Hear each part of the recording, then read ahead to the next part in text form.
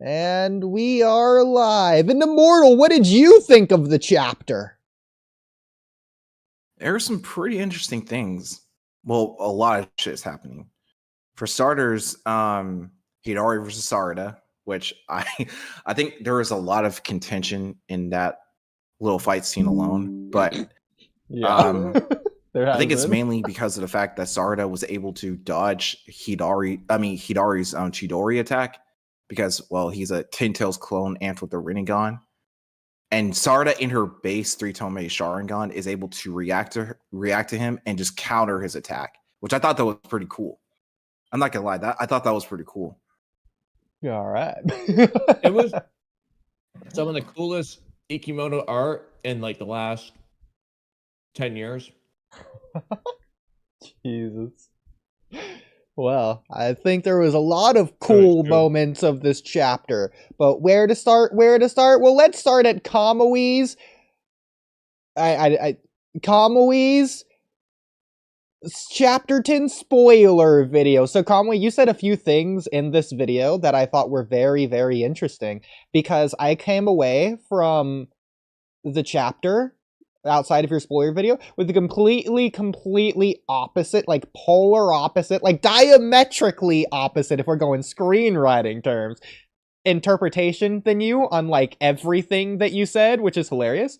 So that tells me that your translation and mine are hilariously different from one another. And so you talk about well, real quick, are you talking about my spoiler video or the live stream I did? Your spoiler video, I started the live stream and realized you were using different translations, so I specifically went out of my way to not watch that one. So I have it pulled up, but I pause it like 2 minutes in. Well, yeah, because for the spoiler video, I didn't have much of any translations I looked at all. I mostly did it without the translation because I decided, just for fun, I was like, you know what?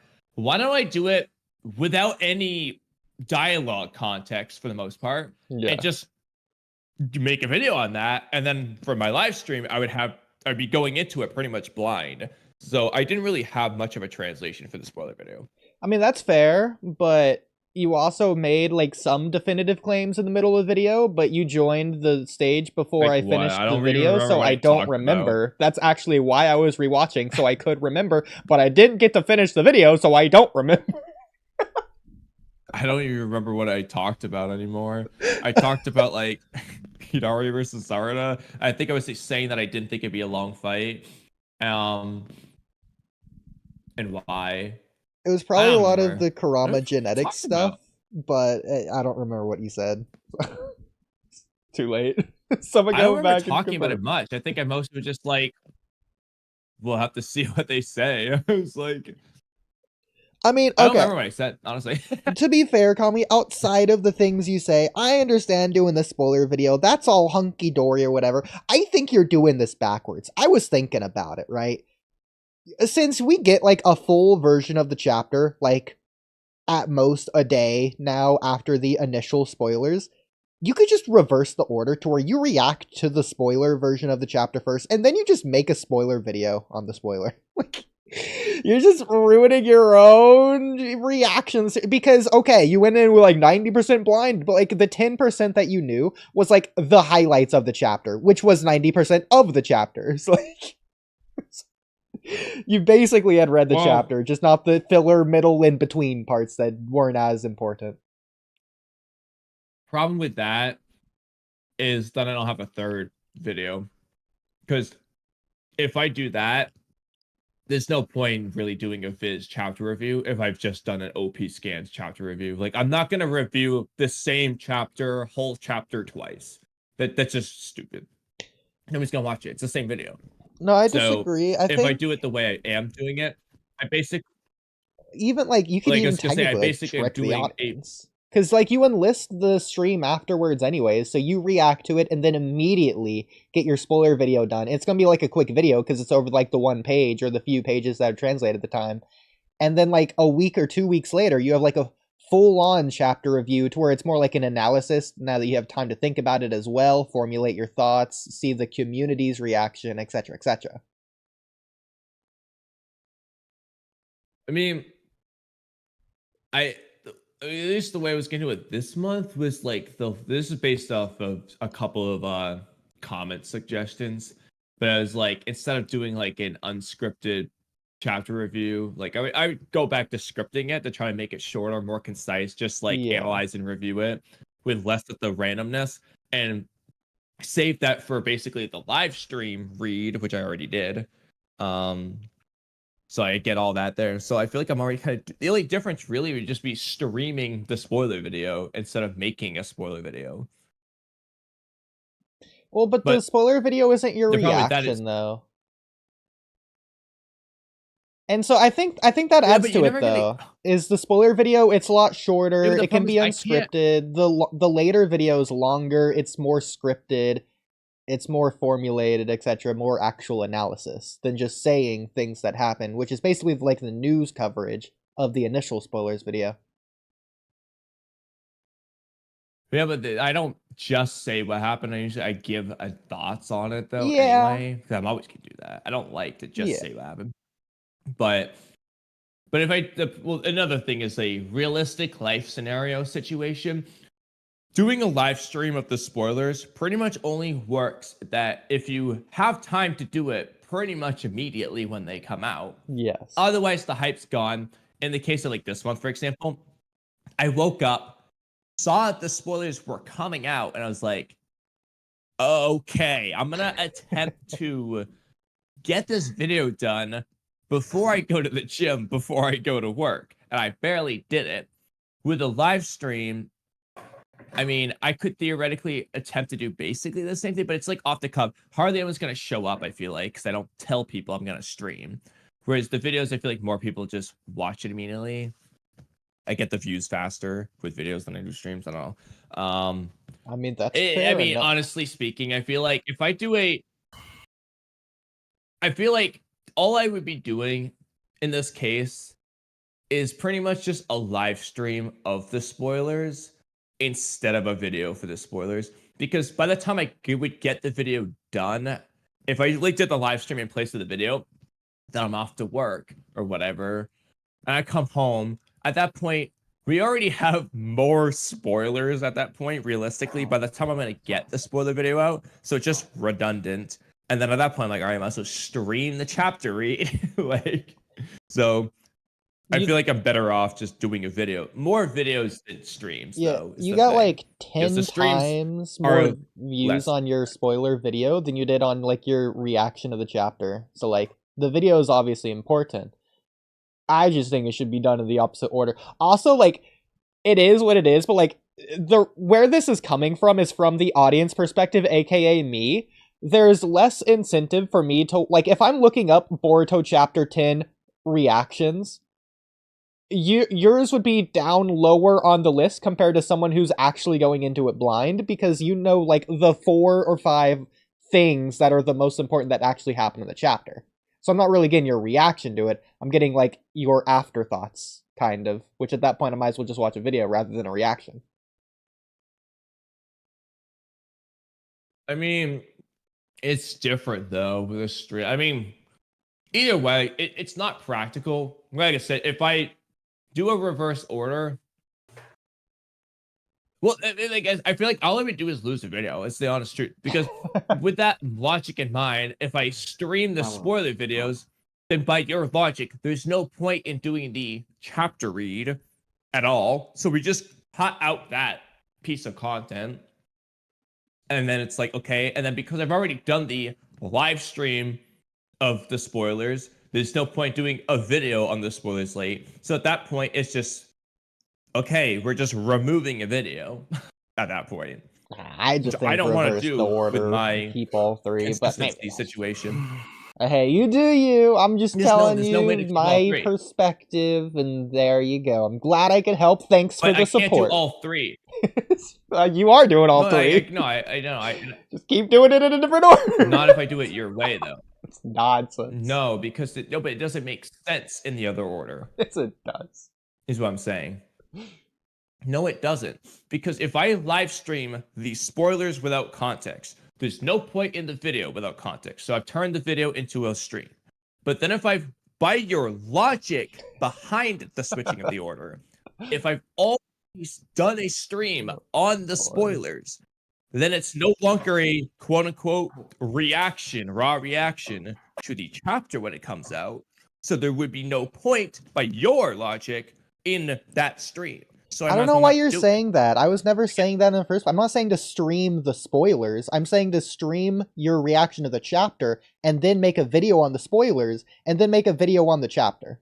That would be too late. Arguably. It'd be too late to do a video on the spoilers. Arguably, but not really. By the time I would get around to it, by the time I would get around to doing the video on the spoilers, we would already have the way we're doing this. I already have reacted to the full chapter. To backtrack to the spoilers without context doesn't make sense if I already read the chapter. And so at that point, what I'm really doing is a video on the chapter. Because I've read the whole chapter. A full version that's readable of the chapter. It's not the version that I would read, but it would be fine for stream. A full readable version of the chapter comes out like hours after the spoilers stop dropping anyways. And so at most, it's going to be, the spoiler video is going to be a day delayed, which I know you wouldn't want to do. But like realistically, it'd probably be like a couple hours as long as you're like on it.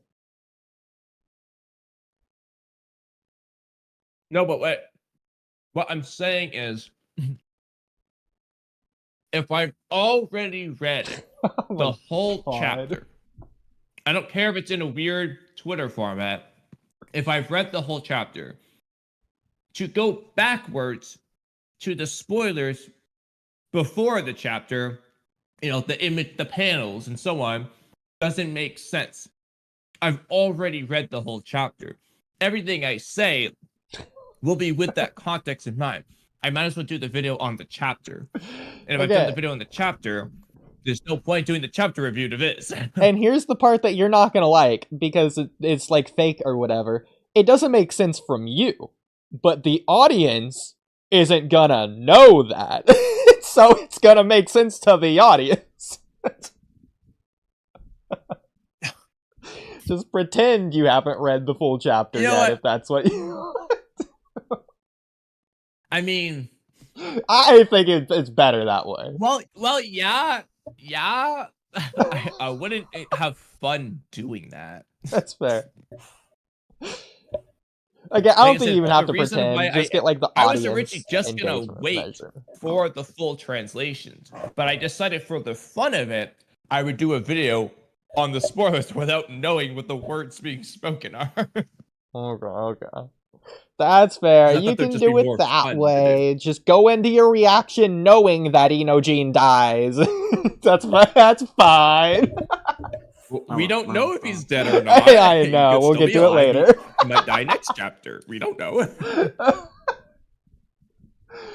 Okay, well, moving it's only on. been like 3 seconds since he was stabbed. As long as he's made it to the 4th second, he's still alive. Listen, I gotta clickbait it, so there you go. Alright, so moving on, though. We got some comments. Shout out King of Chaos, Star Chicago, and Hay Station. Yo, and Harden. This arguing is so how. And ding, ding, ding. And come on, Rada. Thank God someone explained what literal reaction channels are. You think people haven't watched what they react to? Crazy. Taking things too literal. Crazy. So yeah, Kamui, just join the rest of the reaction channels. There you go. Easy. As long as I can subvert my expectations, you'll be fine. Just make it somewhat believable and I'll turn my brain off and not be skeptical, and there you go. My enjoyment goes through the roof. I think I can do it. I just don't think it'd be as fun. I mean, fun. Do it like for the sake of trying to trick people, for the fun of trolling them, but it's just so stupid. It might be less fun for you, but it'd be more fun for the audience. I guess technically that's who I should be caring about. But Immortal, what do you think? Do what you do best. All right, fair enough. Darshikage, I know you were in Mello stream. Is Mello still streaming? Well, stop it. It's Immortal. Should we ask him? Yeah. So, Immortal, what do you Hey, think Mello, are you Milo still thought of the streaming? chapter? I'm trying to. I think Milo thought it was. Really good. What do you think, Milo? Huh? It's like, huh? He's look up at you all alert. I have him in my lap right now. Okay. Fair enough. Okay. Well, Kamui, getting back into it, you did read different translations as me, and I got your translations pulled up here, and I got my translations pulled up here. What I wanted to Oh, yeah, do... what was the Okay. name of the chapter? What was the name of it? It's chapter 10. No, but it doesn't have a title. My Yeah, translation doesn't have the cover for me to see the translation of the title. I That's forgot. I was funny. gonna ask you that. Just curious. Yeah, mine's in Japanese. I forgot it, though. I already translated it, but yeah. Anyways, it's nothing, like, crazy. It's just, like, Well, I just want to know if it was expected. titled like Kurama, new power, or, like, like just It's out of about, like... curiosity. It's just, like, about... Yeah, just... It's whatever. Exactly. Oh, I Like want to know what the title expected. was called. Yeah, like, I don't even remember last chapter's chapter title, so it doesn't matter. It's I remember expected. chapter 8 or chapter 7, the whereabouts of the sun. Well, I'll It's the keep only one I chapter whatever 2 or chapter 2 is 3 3. ingrained in my head. Yeah, Chapter 2 is because Cam 3. tried to call me out on it. Chapter 3, I feel like is probably Rasengan Uzuhiko, if I had to guess. Chapter 4, I think, is Awakening. Chapter 5 is I don't know. Chapter 6 is I don't know. Chapter 8 is I don't know. Chapter 9 is I don't know. Oh, I think chapter 9 might be it. Chapter 8 or 9 was It Doesn't Matter. Okay. Well, Right, I which got one? the Japanese title there, and so whoever wants to translate that, go ahead. All right, so Kamui, I want to say before getting into it, I'm not going to say these are the worst translations I've ever read, but there's a reason I told you not to read these, because these are by far the most hilarious translations I've ever read. And so I wanted to give you the joy, the raw guttural experience, Kamui, of going through this version of the chapter blind. Okay, you are gonna have a live, genuine reaction to this chapter for the very first time through this version of it. And I wanted to. So it wasn't. I couldn't find him out when I did my stream. I wanted to be able to see him, but I guess this works so out. good. It's so good. And so I want to clarify, Kamui, because I know we've said this 100 times before.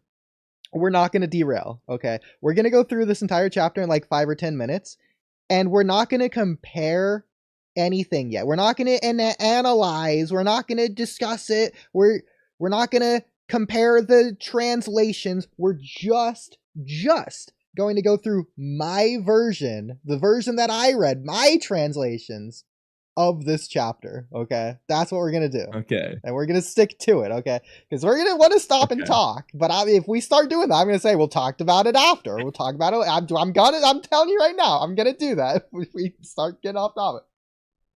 Okay.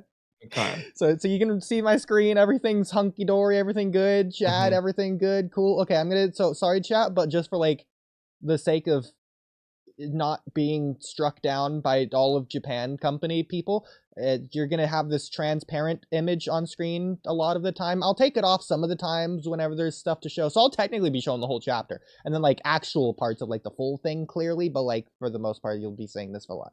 Anyways, okay, so starting the chapter, Kamui.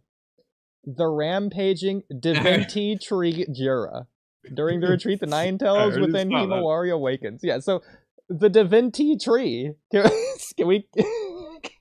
Divinity. Yeah. I'm gonna call it out just immediately. Yeah. So can we just start saying this from now on? This is what they are now. Yeah, they've evolved confirmation from divine to divinity. The Divinity Tree. I wonder if there's like a type of tree in Japan, like like they got a willow tree, they got an oak tree. Is Divinity? It feels like a tree name.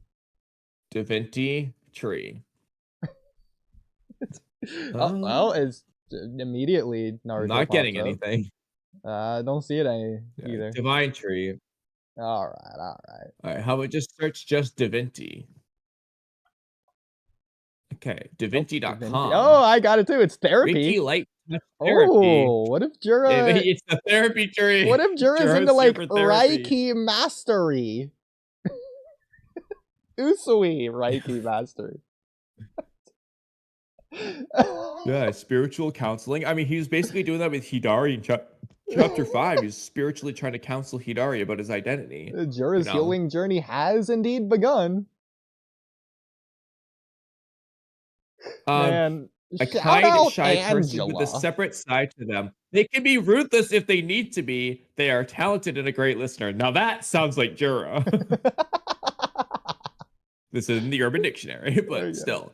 I mean, I think there might be something to it. So, Kamui, get into the first page here. Why is there just that weird box here? So I was going to ask you. Or is that just like...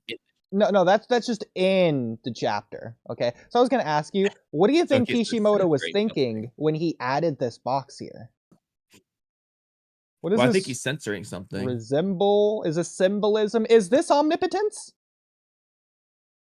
No, I think it's a censor. He's hiding what's behind the box. Those speed lines? Or is Either there that, or it's a magnifying glass. It could be a magnifying glass where it's a zoomed in part of the image to really emphasize something. To emphasize these speed lines in particular. Yes. It's possible that that's actually a Sukuna Hikana Kawaki, that little black ball dot at the bottom. Kind of, it's a little bit grayish, but that could be Kawaki. So shout out Millennium really Kage. Tiny. Since he just got here, Millennium Kage, I'm just saying, we're going through the entire chapter right now, through the versions of the translations that I read, and they're all hilarious. Okay? So starting off, we got Jura speaking. You should know by now that there is no way you can escape. They must wish to move to the battlefield to prevent destruction of their village. This sounds right reading this out loud. I was stuck here for like 5 minutes just trying to read it in the way it's supposed to be read. Well, I think it's supposed to be they must wish to move the battlefield, not to the battlefield. That's what I was... So they're going to the battlefield. Now, also, what's interesting is that Jura's telling Hidari, hey, Hidari, you should know by now that there's no way you can escape. Because he refers to, Chikato as they soon after. So it's clearly talking about Hidari. Like, Hidari, you can't escape. Yeah, also, it's not to prevent the destruction. Their village. It's to prevent destruction of their village. Yeah. It gets like 10 times better. Well, but it wouldn't be the destruction, because only how many times the village has been destroyed. It's just another destruction. So moving on. This is Konohamaru speaking. 2 intruders confirmed. Team 10 is nowhere to be found. Don't worry, they're safe for now. They're moving southwest, taking Himawari with them to lure them out. To lure them out is a little bit weird, but it's fine. I get it. Shout out Nishi. I don't think they ever told Shikamaru that. Is she just guessing? What was your reaction when you saw Nishi? Wait a minute. I didn't even notice. Hold on. There's no fucking way. So what the heck was Nishi doing? We finally got confirmation of what Team E was doing. They were hanging out with Konohamaru the whole time. Hold on here. Just make sure I write this down. Boruto chapter. You read the spoilers. I didn't even pay attention. Only had the images. I skimmed over this page. You reacted to the chat. You've seen this at least like 3 times. You didn't notice. No, I skimmed right over this panel. We know this has I was mostly just looking at the dialogue. Because last chapter, the person who might have been Nishi was killed. So this has to be Nishi. And just looks like him. So. Yes. Well, the problem is, actually, I'm going to mention something else in a second. But the problem is, for when I read the viz, when I actually read the chapter myself, I look at all like the details of the art. But for the chapter review, is mostly looking at the dialogue. So I just didn't even notice Nishi. I just skimmed right over that panel of Konohamaru. I just didn't care. But no, what's interesting to note though is 2 things. Okay. Yeah. So first, I want you to take your cursor and go to the left a little bit. Okay, what is up with his like what is going on here? Are we sure this this guy's, isn't like, arm like a claw that's, like, grime? Like, he has that chicken foot type Well, of I thing was- at going first- on. At first, I thought it was the foot of the guy in the back with the mask on, like he has like a peg leg Yeah. or something. But it's clearly his arm. So it's like he's got one giant pointer finger and a giant sharp thumb. Like, Now that you say it, I do see it. and then the as other question his is, hand, yeah. Okay. now what is up with Nishi's shoes? So he's got his right foot has a black boot, and his left foot has a white sandal with his toes exposed. Bro, this is where Team E's been up to all the time. Shikamaru was wondering where the heck they're at. They're getting yin and yang flip-flops. It's right in front of us the whole time. Yeah, bro, they're literally did they just get destroyed? Like, did Team E get destroyed by like the claw grind, and they're just like these are like their prosthetic like body parts now, kind of like ow. Bro, they're following in Kawaki's footsteps, literally speaking, because Kawaki's shoes were destroyed in the previous battle. They're just trying to show the honor and respect as Japanese citizens, which Japan is confirmed to within their the to the Hokage's son, Kawaki, that they believe in. Okay, we're getting off track. Freaking, there's Nishi. There you go. There's where he's been all this time. Shikamaru doesn't have to wonder where the heck he's been. No, I'm not gonna lie. I'm genuinely wondering if this weirdness going on with their body parts has to do with what Team E and Nishi were doing in Chapter 76. Well, we'll come back to Nishi. Don't worry. We have plenty more to say on Nishi, I'm sure. Okay, so moving on. So what is Shikamaru's hair? Oh my god, I was gonna point that out, poop? bro. It's not just Shikamaru's hair, it's Jura's hair later on in this chapter. Bro, I was like, I don't know if they're using AI or if this is just all art errors or if they're just like having a heart attack when writing this or what. But we've never seen this before. This is a new hairstyle for Shikamaru. Is this the first time you're noticing this too? Bird poop on the it. front? Like, It's like a bird pooped on it.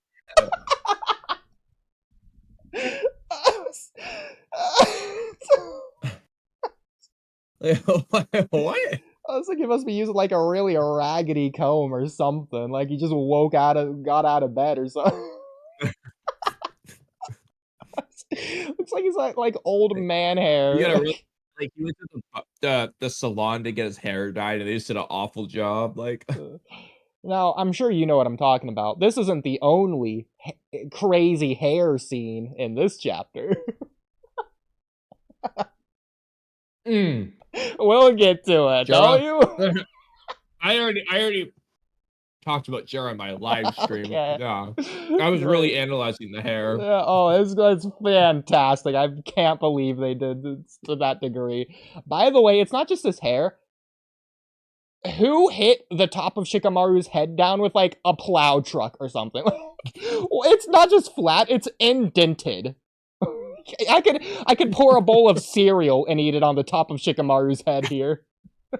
Maybe the way it's drawn, maybe Shikamaru's head's like pressed up against the roof right now. Like the ceiling's just like really short. He has no room. No wonder he's been Shikadeer. This is the explanation right here. We understand now. Yeah, he's getting hit in the head. Like... Got that Looney Tunes indent. That's crazy. Maybe that's a parasite. It's like a little parasite like eating on his brain right now from the outside. Bro, it's freaking nuts. Like, it took more effort to draw the hair like this than the usual triangles. I don't understand. Like, are they going back to the Harry Potter designs from chapter 1? Yeah, like, what is this? These little squiggly things on his head.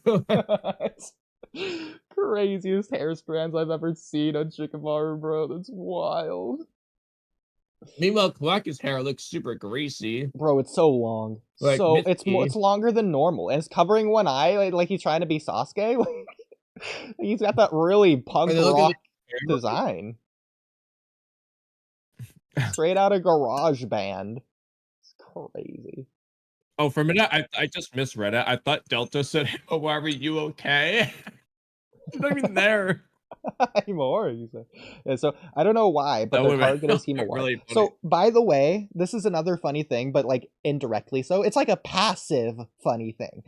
They don't ever use punctuation in like 90% of the times. Like 90% of these sentences just lack all punctuation entirely. And so it's just funny to read it without it.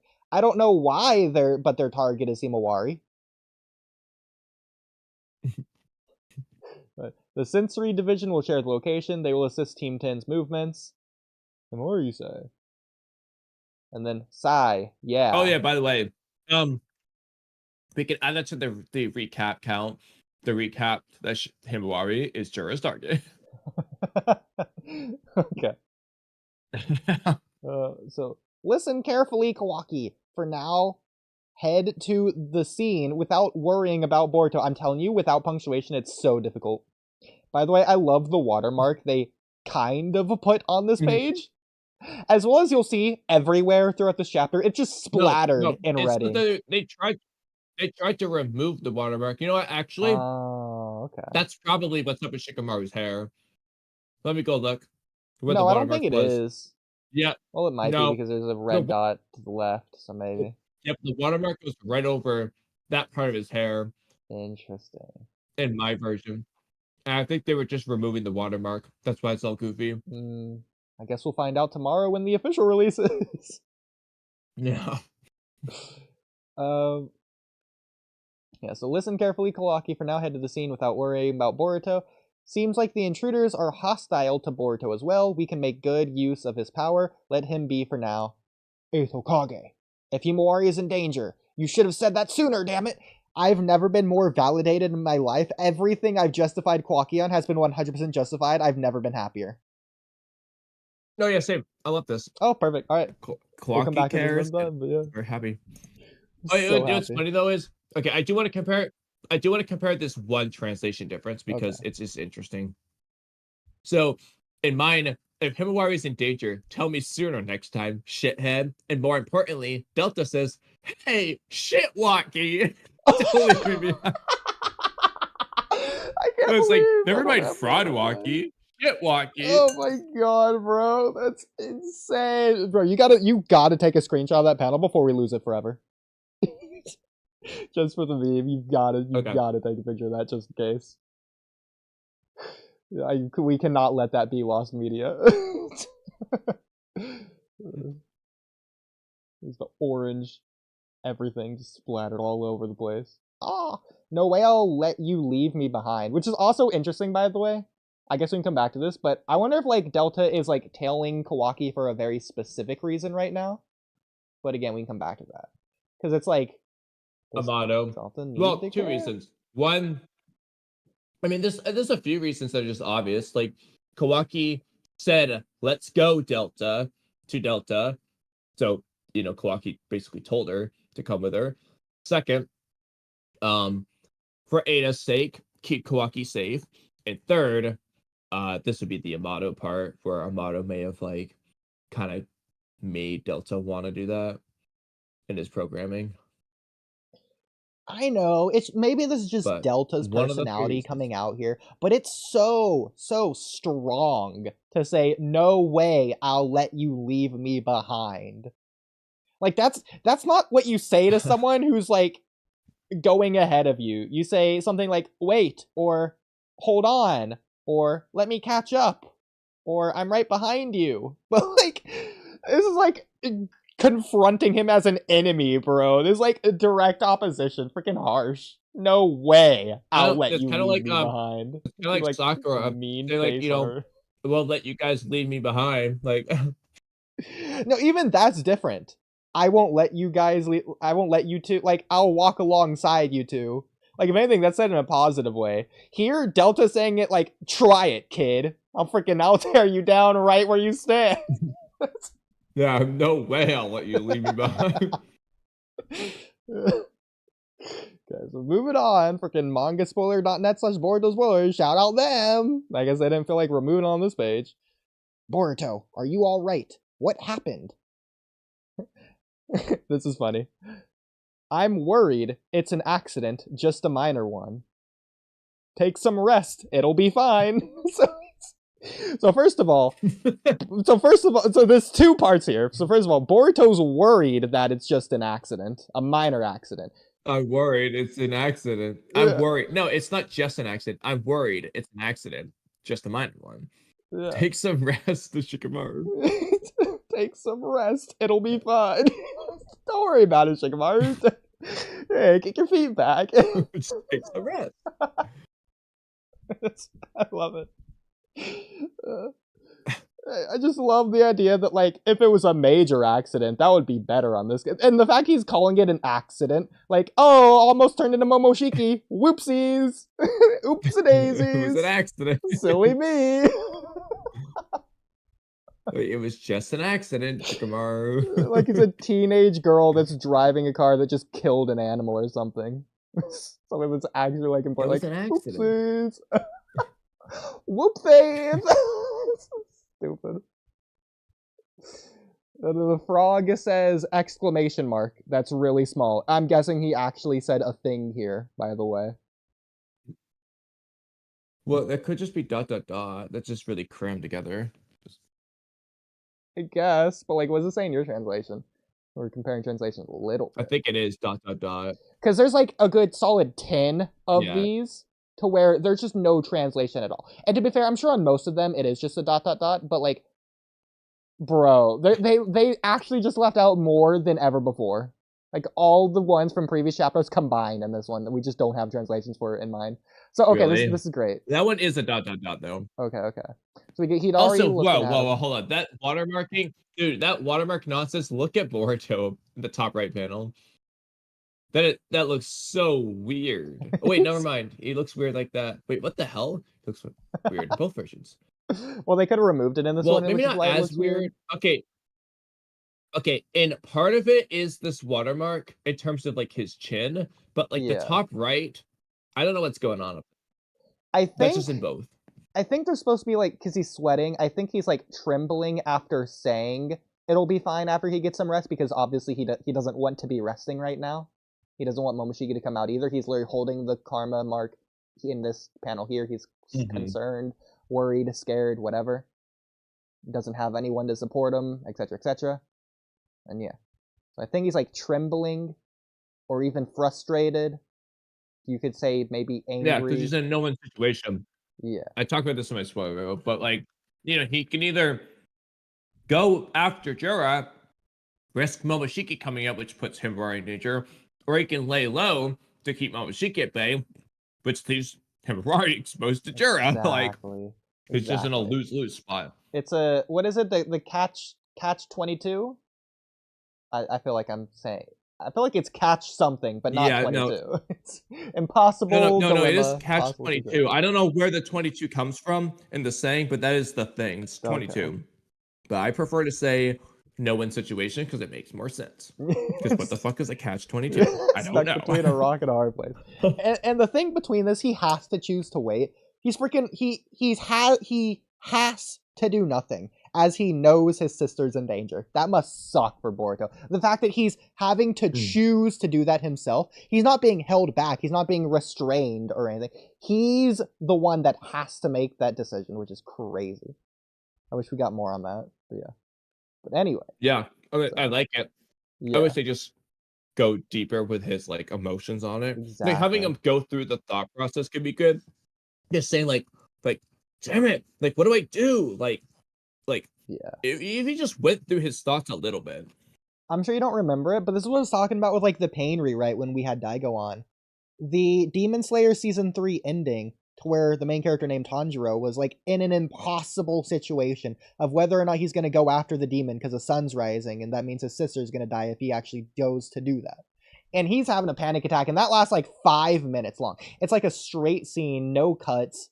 It's just him breaking down, essentially, because that's, like, the point of the show. So it's great. I love that scene. But yeah, only good scene in all of Season 3. I wish we got more of that here. But yeah. So we got Hidari looking at Konohamaru, I guess Team E. And so I loved seeing Hidari's dialogue when I read my version. I don't know what it says in your version. I don't want to know right now. Net, what are you gonna do? Are you gonna bother us? I'm telling you, bro. I'm telling you. So it's there's a few possibilities Take a bite here. of food then. So- Net. What are you Net. gonna do? Are you gonna bother us? Also, wait a minute. Look at Jura.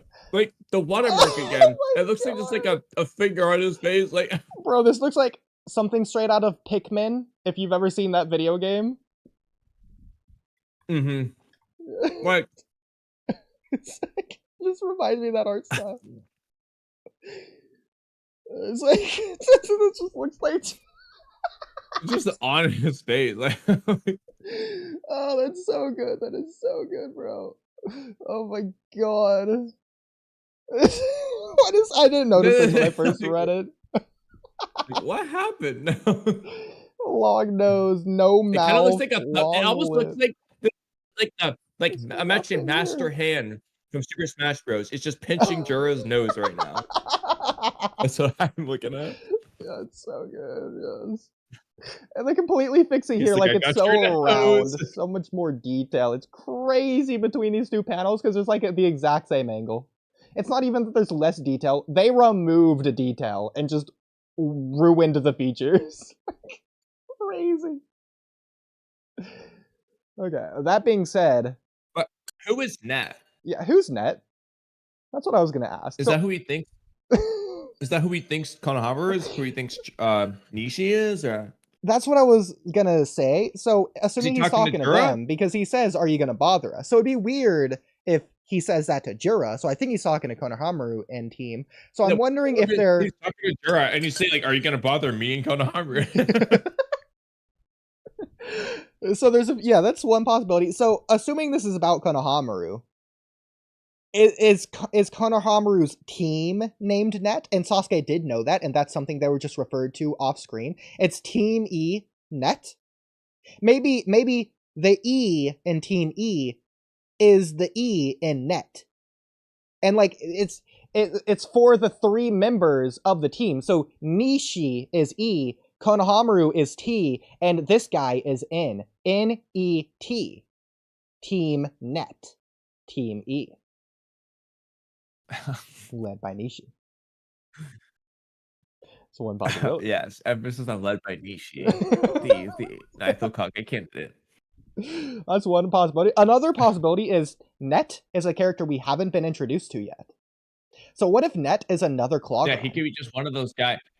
He could be, or Net could just be one of those guys that's not Nishi or Konohamaru there. That's possible as well. I was also thinking it could be like Shibai's real identity, or an Otsutsuki that is like only Hidari can see it right now, but the audience can't. Something akin to the Senrigan, something along the lines of that. But yeah, another possibility is Sasuke's having a false memory here, to where he thinks Konohamaru's name is Net. He's just getting the memories mixed up or distorted. What if Net's just a nickname he came up with for Jura? Kind of like Sai coming up with nicknames for his friends.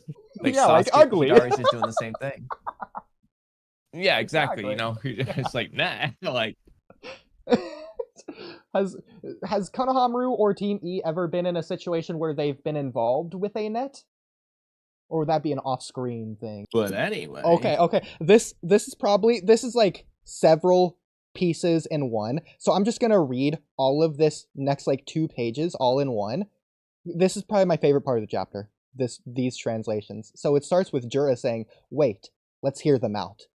With that tone just now, come for me, and I hunt down Himawari." The next page he just takes off. Wait, hold on. I was upstairs for a second. Scroll back up. Okay. Let's hear them out. With that tone just now, come for me. And then he just flies away just casually. So okay, there's several pieces here that we got to break down. So first of all, wait, let's hear them out. And then he immediately flies out before they get to say a single word. With that tone, but like, come for me and I hunt down. What is he? And I hunt down Himawari. Come and then for they me. Just don't move, and he just flies off as he goes to hunt down Himawari. I warned you guys. It must have You know, talked actually though, so fast. now that I think about it, it doesn't really make sense in the other translation either. Just it's not quite as goofy, but I'm only gonna mention the part that is goofy. We shall try asking them ourselves. Next panel, he just runs away. I'll skip over the part that does make sense, but that is still weird. Oh my god, that's so great. So another part of this, looking back. So Jura says, with that tone just now, come for me and I hunt down Himawari. So he doesn't like their tone? What tone have they presented so far? The only things that they have said are, this is Konohamaru speaking, 2 intruders confirmed, Team 10 is nowhere to be found. That's the only thing they've said, and they said it to Shikamaru. They have not spoken to Jura or Hidari yet. That tone just really bothered Jura. It's so funny. Oh my god. Can't believe it, bro. Wait, let's hear them out. With that tone just now, come for me and I hunt down Himawari. These 2 ideas don't even work together. With that tone just now, come for me. These are 2 different things. So, is it the tone? Maybe you say, like, I want you to come for me, them? maintaining that tone. Like, I want you to maintain that tone as you come down to me. Well, the way I was thinking about it is, because of your tone just now, if you come for me, then I'll hunt down Himawari. That's like your punishment for it. They just say, like, or it's just like, well, because of your tone, come for me, and I hunt down Himawari. It's like, well, if you didn't cop an attitude with me before, then if you came for me now, I wouldn't have gone after Himawari at all.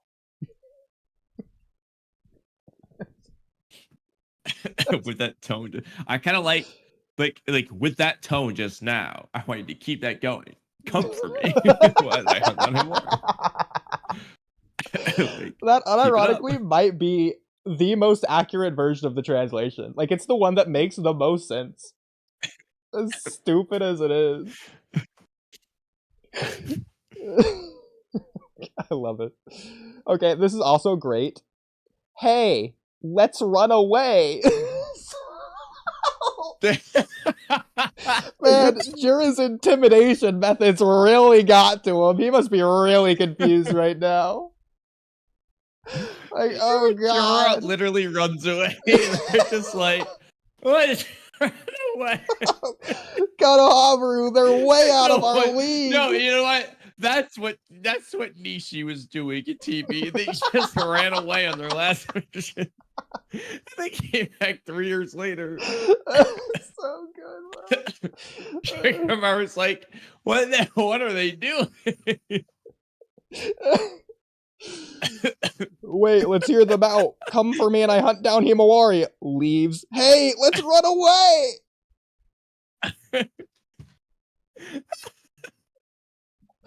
Not only did Jura not hear them out, as soon as they found the intruder, they just want to run away. Jura flying away was far too much for them to handle. I like to think of the orange splattered paint on this panel to be canon. It's the byproduct of Jura flying away. It's like a rocket ship. Yeah, he's actually bleeding. No, he's running away because Team E caused him to bleed, and they want to run away. Just they're like, oh, this was too dangerous for us. Yeah, Jura's afraid that they're gonna throw a net on him. So Jura has a nosebleed. No, I figured it out. So you notice how in that panel there's a thing covering his nose? That's actually like him plugging up his nosebleed. But then in the next panel, it's gone. So it's gonna just come rushing out. It's foreshadowing. He's got a nosebleed. I love it. It actually kind of works too. Like, if you had to draw a nosebleed blood, you could see it being in this kind of way. It kind of works. So, Southwest. They're all targeting Himawari. So, maybe I'm just crazy. Are there 2 T's in targeting? I don't think there is, right? There's just the one? No. Okay, so they're targeting Himawari. The target They're targeting. Let's go. And They're then like, but we were gonna run away. we just got. I guess this is Japanese. It just looks like a caveman drawing of a cat. What's Yeah, the other one just happening? looks like normal kanji, like onomatopoeia kanji. Like, I don't know why Well- they covered it up with the other It'd things. be so weird if it's an onomatopoeia because it looks like Hidari's saying it. So- Well, it is just the onomatopoeia kanji and the other one, but Okay. it's like got it almost has like a Pokemon look to it. Like it's like it's got the eyes and then the big scary spooky smile. Like So the kanji this looks like in Japanese is the kanji for plate, but it also kind of looks like the kanji for blood. Even though I'm sure it's neither of them, just yeah, like the way if I was gonna describe it, it looks kind of like two parallel lines up and down with a slash in the middle. So almost like the no solution or does not equal sign, but sideways. okay. See if I can. There we go. Yeah. Like this. I think these two Oh are yeah, you meant the current pretty way. close. This is blood, Yeah, and the this way is it looks up here. thick. Yeah. Yeah, it does look Yeah, so- pretty similar. no, that's proof. Jura did have a nosebleed. That's the blood landing on the ground after Jura flew away. The blood onomatopoeia. I love it. I just love. Imagine how metal, freaking hardcore it would be if Hidari just lands in front of his enemies and it's just like blood. The only thing. No, he doesn't say blood. He makes these sound of blood. It just lands in front of them. Onomatopoeia. Pitter patter. They're like, what? And he just says splat. Gosh. Gosh is the craziest one that's out of pocket. Oh my god. Bro, these freaking things in the way, it's crazy. Especially this bottom one. I don't know why there's blue here. Or whatever. So, guess you're not gonna let us go? Why are you after Himawari? This is like the craziest one considering like the context from above. I know what they're trying to say, but with what they Also, actually look at said, Nishi's you guys face. hear. Just look at Nishi's facial expression. Bro, how did you not see Nishi? I don't understand. He's right there. I told you, I did not So pay big. attention. Like now all I see is Nishi. I literally was not paying attention. Like I can't just was not believe paying attention. it. That's crazy. I love it. I'm actually upset because I could have spent an hour talking about Nishi on that stream. Oh my god, that's hilarious. And Oh, that freaking stream is plenty Hidari's long as it face, was. but- too. He's just got such a long horse face, and then his Rinnegan eye just- looks a little weird because it's zoomed out, but like yeah, It looks it's fine. tiny. It just looks like it's a Yeah. tiny. I don't know. So okay. Oh my god. Oh my god. Oh my god. Okay. Kamui, are you sitting down? No, I'm standing. Okay. But I'm Well, looking at the screen. be prepared. So Konohamaru says, "Why are you after Himawari?" Hidari's response: "They're noisy."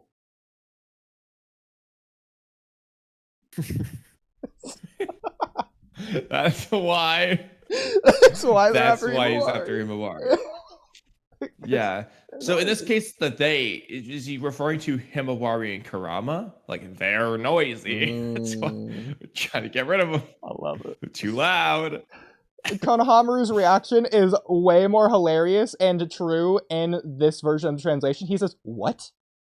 He just doesn't understand. I'm It's like- curious too.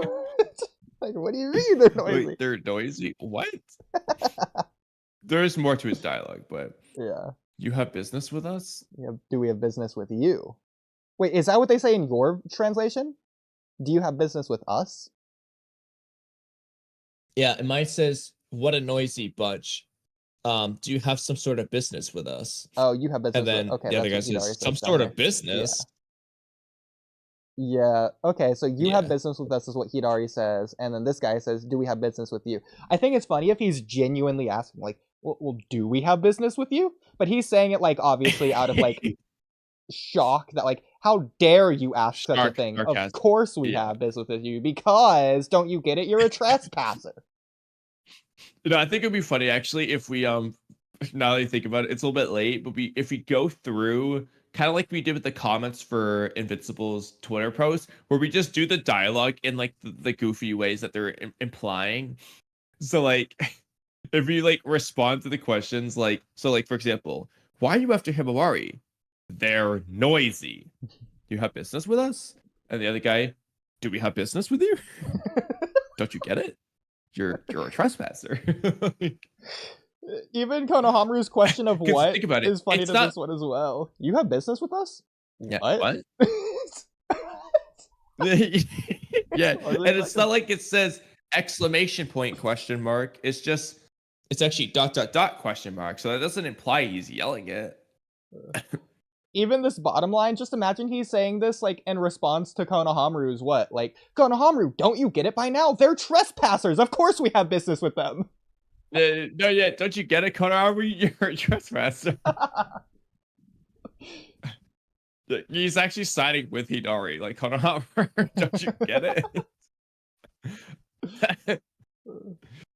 By the way, we'll come back to this. I understand it's a little bit too late to like resolve this peacefully, considering Jiro killed like 12 Konoha shinobi a few chapters ago.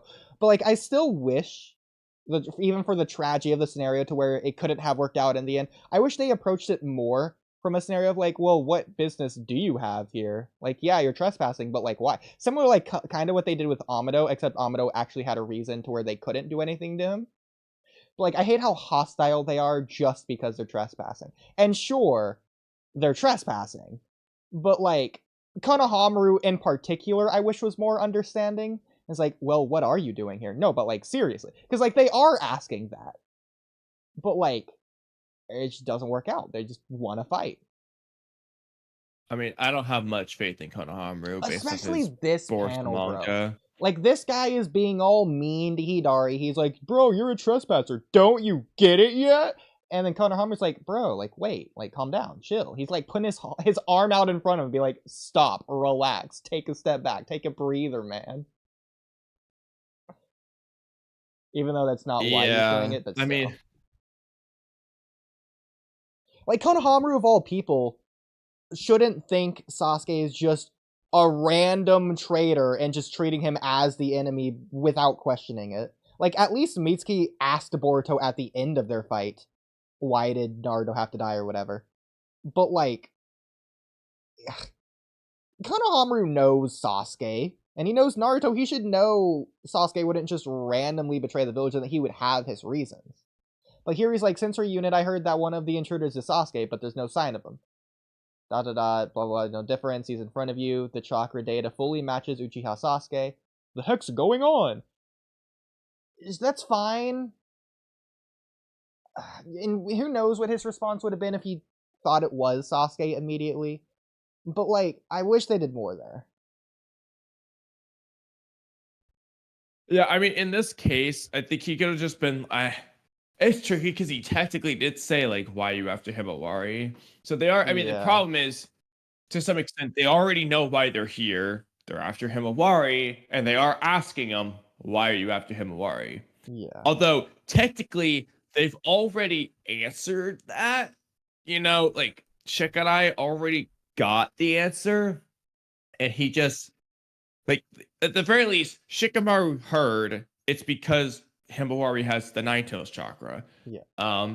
Allegedly. And then Jura went on to explain the answer. Shikarai, I guess, just didn't explain Jura's answer because it's like Jura already told him. It's like, weird. Hey, we want to know because why this is the case. We might get the answer by devouring you. Like he already told him. Konohamaru and his little posse here came knowing that already. So Shikamaru had to tell them something about the Shinjuu after Himawari, but then Kawaki didn't know, which is so weird. Well, hold on. Let's go back a little bit. Yeah, because originally I was wondering about that. Um, like, yeah, no. So I guess, wait, hold on. Yeah, no. He told them right at the beginning of the chapter. They're after Himawari. This is in response to Konohamaru, and he's telling everyone. So, I guess they just got that information and just Konohamaru just went with it. Okay. So Konohamaru found out at the same time as Kawaki. Interesting. Okay. Guess that's fine. Yeah. Anyways, Konohamaru says the heck's going Yeah, on. originally I thought Boruto told Kawaki, but he never did. Yeah. Also interesting how Konohamaru doesn't Shikamaru recognize told Hidari Boruto the whole before time. everyone else, though. Okay, so Hidari says this is okay, so getting back to goofy translations. Okay. The first thing is answer my question. It won't make a difference. So why does Hidari want him to answer First his of all- question if it won't make a difference? Also, what question? First of all, what is have this business with question? I us, I guess you have guess. business with us. That's the question. But like he Answer my already question. answered the It won't make question. it. You're a trespasser. So yes, they do have business because they gave the reason why they have business with them. Yeah, but they never said yes to his question. That's fair. He's still unsure, Uh. but it won't make a difference. So then why is he asking? Answer my question. It won't make a difference. Are my ears faulty, or are you straight straight up stupid? This was know- the straw that broke the camel's back. This is where I decided we had to go over this live. This is what I texted you a few nights ago. Be like, I'm reading the chapter. You're not allowed to read this. Like, I love that dialogue at face value. It is hilarious for Hidari to just be like on demon time with the insults, but like just in this context, it makes no sense. First of all, they already answered his question. He's just like, answer my question. It won't make a difference. That's just weird. And then he's just like, are my ears faulty or are you straight up stupid? Like, what does he even say that Doesn't make about? sense, Like, I as know. far as he's aware, they answered his question. So the first part, are my ears faulty? The funny thing is, based on this, and then just this, like, unironically, they might be. Did he? Maybe Are he we just- sure he'd already heard him say this? Did he hear that answer? But that doesn't make sense with the second part. Or are you straight up stupid? Because like that doesn't work. Because I don't know even how to explain it. It just the two don't work together. They just contradict one another in a weird way. But it's still hilarious. The way they word it, are you straight up stupid? I know they don't actually word it like that in the official, but this is the funniest way they could have worded it. That's freaking like the American, that's the way that we would say it to each other, Kamui. If we were, Yeah, like literally. The other one says, are you deaf or just... Well, actually, this still doesn't make sense. Hidari still says, answer my question. Like, answer my question, are you deaf or just thick-headed? But like, what question? This still doesn't make sense. Konohamaru sensei. So I watched the Naruto Explained spoiler video. No, actually, I'll come back to this. Okay, so Hidari looks at him. Are you alright, Sarada? The eye, Uchiha Sarada. The claw marks. Again, we'll come back and like we'll talk about this more, but he's doing the arm thing with the Chidori, and then Wait, hold on. Yeah. Scroll up. He's got a claw mark on his hand. This is easily seen in the panel above. Right there, the middle of his hand. Yeah, no, I was thinking about that too when I was reading it. Yeah. I just thought that was cool. Yeah, I agree. I like it. But okay, so I continuing like on. these sets of panels though. Yeah, these all look good. Like yeah. this was like the best Ikimoto art in the world. And then I did say this, like, to be fair, Chidori panels are just objectively bound to look cool. lightning style just looks I'll cool, go my whole especially Chidori when it's in strike. You know, it's like these panels were bound to look cool, but it was still cool. Like some of the coolest Ikimoto art in a while. No, I agree. This whole scene was cool in terms of art, especially. Well, again, we'll come back to talk about it a lot more in detail. I'm sure freaking hours spent on this probably, but each of the individual beat of the chapter. But in this chapter specifically, it was funny because Naruto explained was like in his spoiler video, and we see in the background there's smoke, so clearly this fight's been going on, and like Hidari or Sarada like did a fireball fire style jutsu previously or something. There must be a reason for the smoke. No, it's just dust that's been going on since they arrived. Seemingly from Jura's Biju blast last chapter. It's the smoke's still going on. I guess. Like, it looks cool, but either that or Sarada. I like to think that Sarada and Simri's running is just conjuring up that much dust. Or, I mean, to be fair, this like an Ikimoto thing to do. They just been scraping the ground so hard. Especially in like Boruto Part 1, whenever Boruto uses Karma Steel or whatever, he's just in the fight or like looks cool, he's worn out. Ikimoto just loves drawing smoke everywhere in the background. I don't know if you've noticed that. Just like whenever there's any opportunity to, he just has smoke everywhere. It just goes along with that. If it's not speed lines, it's smoke. Even like Momoshiki's time stop, there's just smoke randomly. Exactly. Doesn't even make sense. Yeah. I love it. No wonder he likes to have a motto be smoking.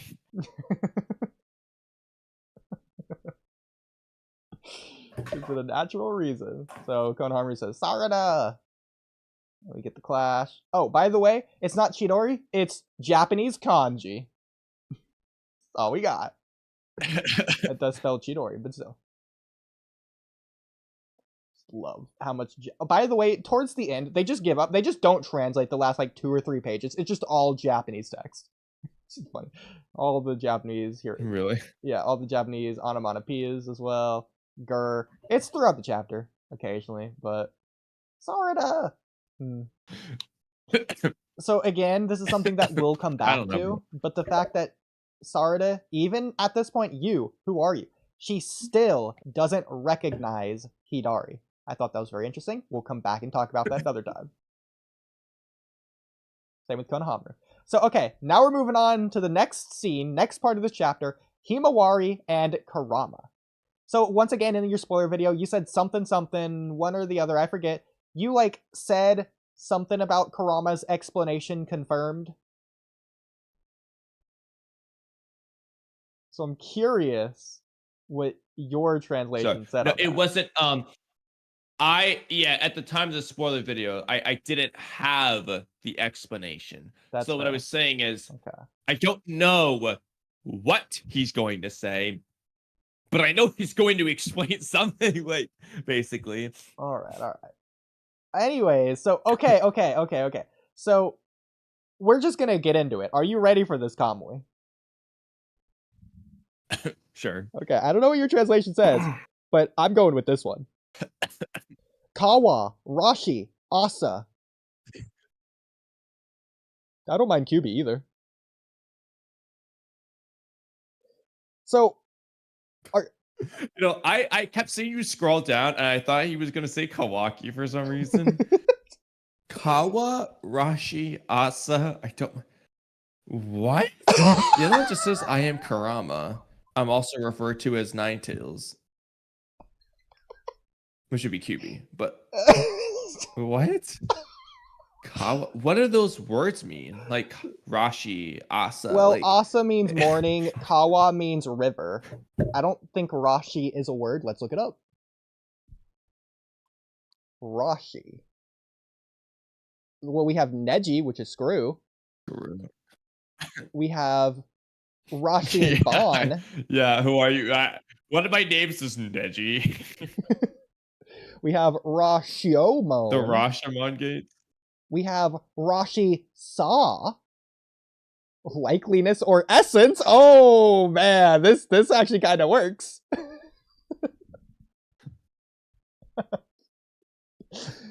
Anyway, so what I was Kawarashi. this took me a while. What I thought he was saying here, assuming this was at all accurate, which there's no way it was, and I knew that from the beginning. But if I were to make this accurate, I would say this is a new Kurama, and this is what the new Kurama is naming itself. It has 3 possible names. Well, do you It just prefer has one multiple word, names. Kawarashiasa? Do you like Kawarashiasa as one word, or like it's Kawa, middle name Rashi, last name Asa? At first, I didn't see this first comma, so I thought it was like doing the Japanese thing of like Uzumaki Naruto. So I thought his name in English was Asa Kawarashi.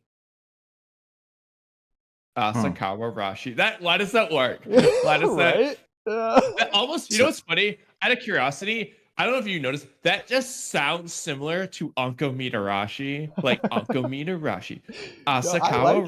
Kawarashi. I just wanna- like feel to Kawarashi Asa. Call me whatever you wish as Asa well. Kawarashi. So like it makes me yours says Kurama. I don't like that because this was a chance to rename Kurama as well. So okay. Of You know, these call me whatever you like. Reminds me of Obito. says- like, so it's just like I'm no River- one. River Screw Helix morning breakfast. Yeah, a river screw morning breakfast. so of this I don't know amalgamation QB either. Though. of sets of letters. Can we just call him? Can we just refer to him as Asa Kawarashi? I like it, yeah.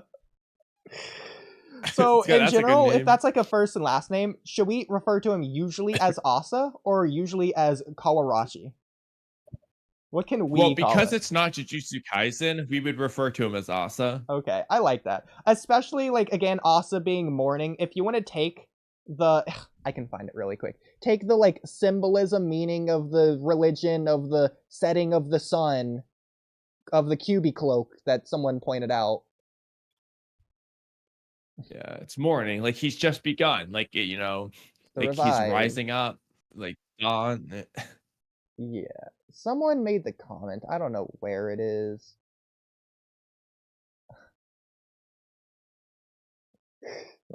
Like heart those are okay. It was recently too. Like 3 weeks ago, actually. Like I commented again recently, I thought. There's no chance I'm gonna find it right now, but I think I did a video 3 weeks ago. Might have been this one. It could have been any of these. I think it's this one. During the Baryon fight, Kurama Shout out Immortal at the very beginning of that video. Alright. Okay. Baryon, okay, shout out Fang Lang. We all recognize Fang Lang. So, Baryon mode symbolizes sunset. Tailcloak was sunrise, and KCM as the noon. Even Kurama referenced sun analogy. As we know, sun once again will come back, and that's what happened in Chapter 9. And then I responded saying, Tailcloak being at all similar to a sunrise is just goofing me, lol. sunset, sunrise, and noon. And hold on, let me see. So Asa means early morning or morning. That's interesting. So if we're Why is KCM noon? listen, if you think about it You know, too like, hard, you're thinking about it too hard. That seems forced for the rest of the analogy. Not gonna lie. So if we're going with this, I do like the name Asa. I think that's actually really cool. It feels slick for Kurama as Dude, well. Asa Kawarashi sounds like a good name. That's what I'm saying. I do like it. Everyone, welcome the new But, Talky. I mean, Asa Kawarashi. It's not a new QB though. Unfortunately, it just is the regular Kurama. Yeah. Based off the translation I read, at least. So he wants to be referred to as Whatever morning, you wish. likeliness, or essence, or Well, he's not If you wanna use saying screw call me Felix. morning. It's the same in English to where some people just have names that are English words.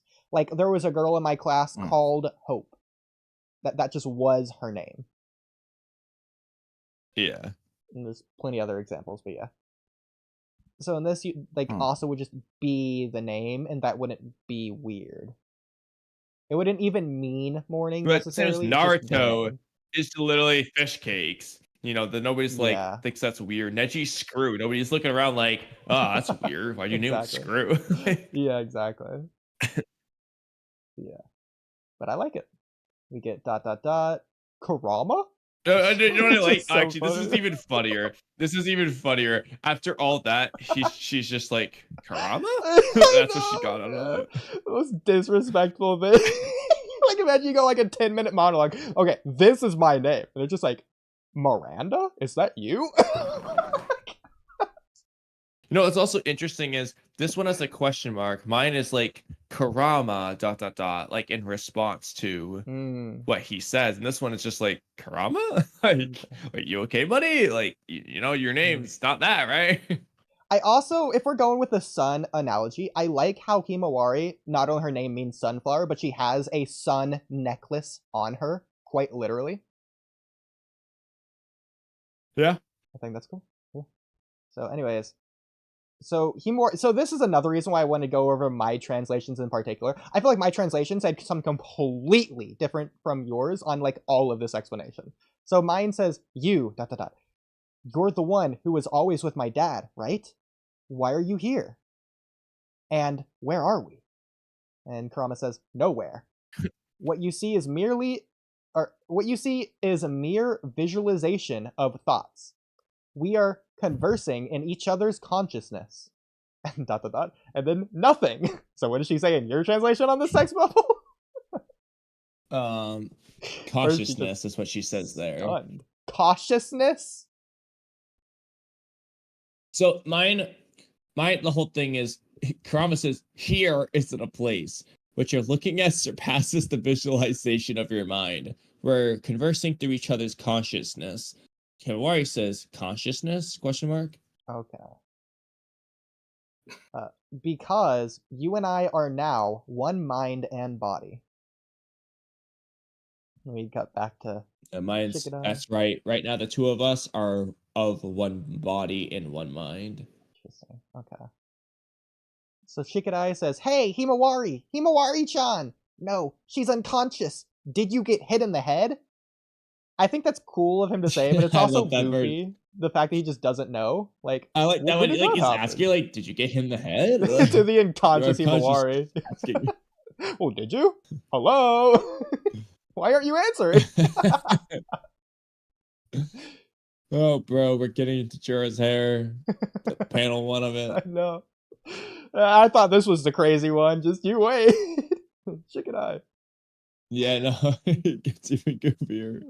Bro, I thought this was really cool though. I don't know if they're gonna make the goofy hair in the anime, but like outside of the hair, which is like the focus of the scene, I hate to say it, outside of that, them seeing Jura chasing after them and catching up must be terrifying. That's so cool of a thing. They do that in the Godzilla -1 movie, to where Godzilla's like slowly catching up to the boat of the main character, and you're like, oh my god, they can't do anything. Like, they're dead. They're gonna be killed. Like, it's so tension filled. I love it. So anxiety driven. But yeah. I'm trying to think of like another example that I've just seen, but the first thing that came to mind was just like when Annie, as the female time, was running after everyone in the forest and she was slowly gaining on them. But Kind of, I feel but like in that's a that better case, they weren't example. as worried. Like, Levi sort of Yeah, took away the tension of that scene. that's why I was trying to think of like a different example that I can't think of any off the top of my head. But Well, there's a lot of scenes in anime to where people are gonna fight the main character who's all cool and like walking slowly up to the bad guys and like maybe like takes out fodder people in between them and the person they're gonna fight, but that's not the same thing. yeah, Like in this case, I meant they're like in a chase aspect. But yeah, in this case, they're like going away as fast as they can, and the threat is just faster and slowly catching up and way stronger. It's kind of like the Terminator. it's the reverse of the Sasuke retrieval arc when they were catching up to the sound form. I love it.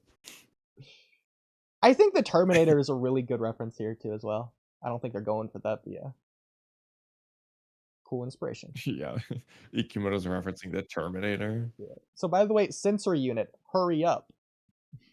So why is Shikadai saying that?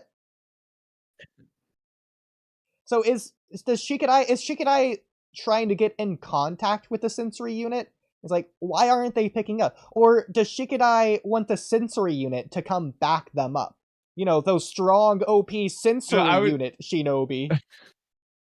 I was wondering about that. Yeah, I just looked at the other one. The other one says sensory unit, tell the support to hurry up. But the support unit to hurry up. But I think this it's just the sensory unit is to show. Come on, sensory unit, where are you at? He's so close. He says as he's actively flying away from the village, by the way. So even if it's the support unit, like, what do you mean? You're flying away from them. If anything, circle back around to the village. Fly in a circle around it. Like, sensor unit, they need the sensor unit to be faster than them. Like, they're expecting, like, the sensor unit just to outspeed Jura, I guess. And, like, a flying bird that they're on. So Himawari says, why is this happening? And Kurama says, as you say. So is this what? Well, is this what's? Is this what's? Why is this happening? So Kurama says, as you say, in the past, I was with your dad, Uzumaki Naruto. We'll get into this, by the way. I'm mad. You know I'm mad. Freaking anime versus manga difference is crazy. Oh, because it is like that it is Kurama, you mean? No, instead because of a new one? Himawari just doesn't know, and Kurama's explaining it because she just doesn't know. No, she literally said before. No, she's referencing. No, I know. I'm saying they've Kurama never said. met before.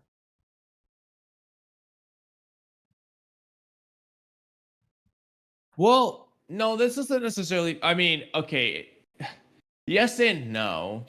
It doesn't necessarily mean that they've never met before. I mean, maybe not based on this alone. I know, obviously, but like, so I know I get. Well, they've never talked in this mind space situation because Naruto can just have Kurama come out like he did when Kurama came out when Naruto was sleeping and he talked to Kawaki, for example. That wasn't a mind space. Like Kurama just came out and started talking to Kawaki. So. Okay, Himawari could have talked to Kurama in a similar manner. This panel doesn't sell it for you, Kurama, after explaining it's Kurama and knowing it's Kurama. If that doesn't sell it for you, this is undeniable. Well, you're the one who is always with my dad, right? Come on. Yeah, so and that's where it's kind of like if they've met, it was just like barely, like. So it's more like she was told about Kurama is really what it is. So she knows who he is, was what I was originally trying to say. But it's not like they've really met. Then I'm going to say the anime is freaking a different continuity. That's nonsense, bro. Yeah, because in the because I'm trying to remember in either the Naruto Parent and Child Day novel or the Shukaku thing when Shikaku was in the village and Urashika was trying to take him. I thought I remembered her like talking to Kurama at some point, but maybe that didn't happen. Maybe I just remembered wrong. But I felt like in one of those 2 episodes she did meet him, but maybe not. Kurama and Himawari definitely have an established relationship because Kurama's telling Shikaku about Himawari. Well, he can just observe her. I know, but you gotta go look back at it. They clearly have a relationship. But like, you're the one who is always with my dad, right? That's crazy to say that. Like, even if you want to say the anime is different continuity, I'm also asking. At least look at the freaking novels. Like, the Parent-Child Day novel just is canon. She does know this. But again, like, does she talk to Kurama in those novels? Regardless, that even if she didn't, even if this is the first time they've talked, this line still doesn't work. Well, it's just confirming, like, that is you, right? Bro, based on the Parent-Child Day novel, regardless of the anime, I'm talking about the novel, she knows. I haven't read the novel, so I don't know. Bro. I don't know what they say in the novel, but... There's less than 0% possibility that she just never knew. Or that she just kind of maybe didn't know. Like she not only knows this, she knows Kurama. 100% confident. Like I said, I don't know what exactly is in the novel itself, but I mean, like, even if she like knows about Kurama, I don't think it's necessarily inherently bad for her to be like, "You're the one who's always with my dad," right? Like, just confirming. What? No. I mean, I guess the better way would be like if she said, "Kurama, is that you? Why are what's going on?" Like, I guess is what you wanted, right? Yeah. Like it already had that in the panel. It's just that one thing that doesn't work. Like you, why are you here? Oodie. So you're gonna love this. You're gonna love this, and you're gonna hate it. So remember, there's a reason why they had to phrase it this way. Okay, are you ready? I'm sure you already have a guess. Right. If they worded it the way that you and I just mentioned, there would be no recap. But if they do it this way, they get to recap who Kurama is. Which is necessary for these it's a new Vortex series. fans who never read Naruto Next Generations, because it's a new series, so they have to recap for all the new fans. But because of this, they're also going to have to recap who Dad is as well. Because Tubu Vortex fans don't know Naruto. You know, actually, yeah, they also got to recap who his wife is. That's more to mention. Oh, God. We don't even know her name yet. So, okay, this goes back to funny translations. So Kurama says, as you say, in the past, I was with your dad, Uzumaki Naruto. But what's this amidst battle, you say? What is this amidst battle Himawari is saying? What is it that he's referring to? Amidst battle, you know, the battle which is currently amidst. As she is actively locked into battle, so what is it that she is saying? The other one just says, but during battle. What? Two parts of this I don't understand. What is he referring to? And like, she is not amidst battle. I don't care if Jura's chasing after them. No. He's asking, like, Himawari said something about an amidst battle. So what is this amidst battle, you say? Like, he's like, what are you talking about? And then outside of that question, he just goes on his own monologue, unrelated to absolutely everything. The light of my life has gone out. But the death of us Shinjuu aren't eternal.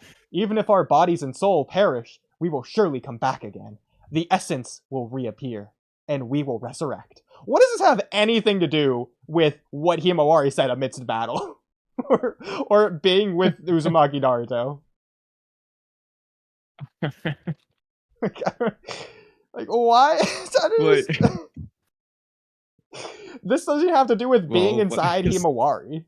Like, at no point did they talk about Kurama dying. He's just randomly saying this out of nowhere, in the middle of a conversation that we're already having. I mean, to be fair, it's not as weird in the other one, because he's just in the other one, he's just saying like, but during battle this happened, so that's why I'm not in Naruto anymore. But in the when you read it's goofier. I know, it's out of nowhere. Like, what's causing this explanation? What's the point? I don't get, like, is he just dying to tell someone this? Like, he's just giddy to explain this to as many people as possible right now? Oh my god, hey, random stranger, you want to ask me about why I'm inside Himawari? Well, let me tell you. Yeah, he just talked to Jura. And again, we'll come back to the explanation for all of this, but essence? Yeah. No matter how much time definitely passes. have plenty to say about it. Oh, I know. You know I do. No matter how much time passes, or when and where, no way, it can't be. You're his daughter. To think. How? Bro. Wait, what? Bro. So are you going to defend this one too, Kamui? Hold on. Yeah. Hold on. Go ahead, please. Make it make sense. Go ahead. How much time? Wait, scroll back up a little bit. Essence. Wait, this is the reference to the essence of his life. Wait, okay. The essence will reappear and we will resurrect. Okay. Essence question mark and then scroll down. No matter how much time passes or when and where, I don't know anything.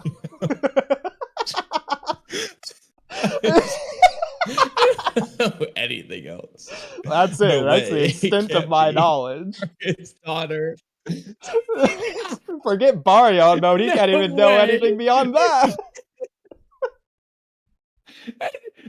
The funniest part is the timing of this. He's like already like established, like, you know, like who Naruto is. He's explaining everything to Himawari, and then just out of nowhere, no way, it can't be. You're his daughter. To think how.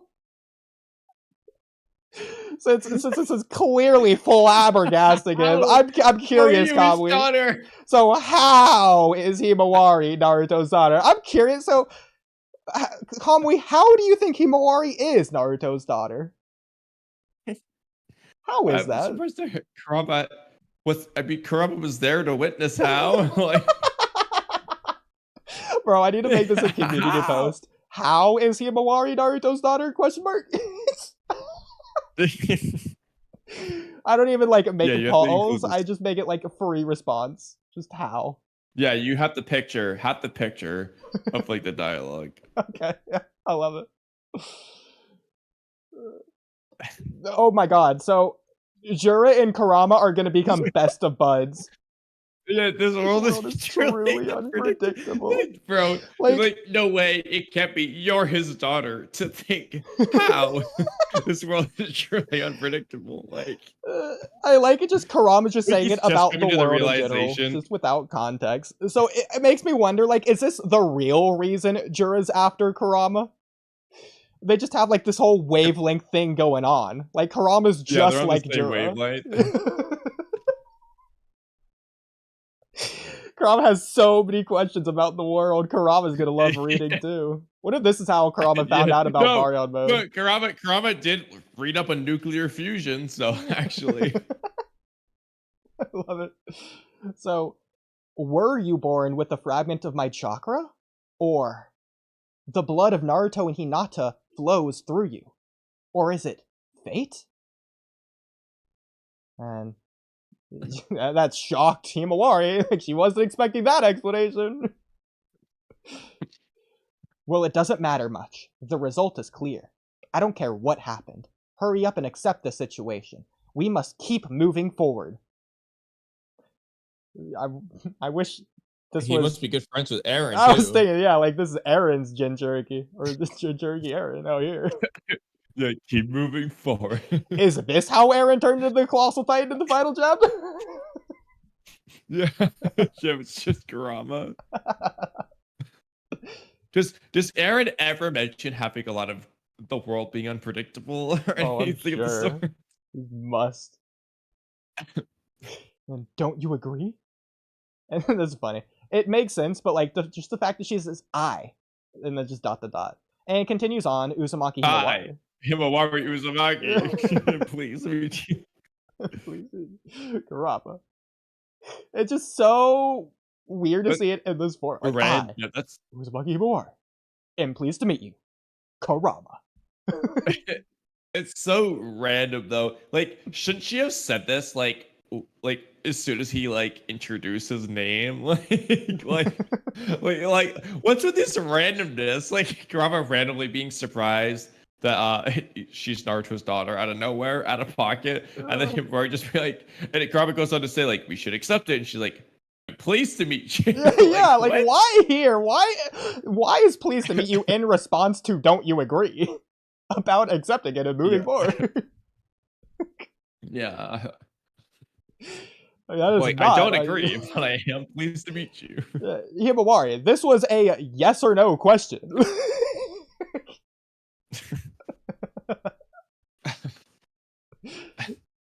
She's dodging. Now you're talking, Himawari. You know, as opposed to before, when you weren't talking. Yeah, he's being literal. Like, now you're talking, like you're actually speaking. Oh, I thought you were mute. Okay, well, good to know. This is gonna be easier now. Yeah, you can talk. Also, the fact that now you're talking Himawari is the final thing he says before she goes back to not talking to him again. He goes back to consciousness. That's the end of the conversation. It's just like, she never agreed with Kurama. So why is he so excited? Not only this, but later in the chapter, Himawari is trying to talk more with Kurama. He's like, shut up, brat, or whatever. like, I know. What does he want?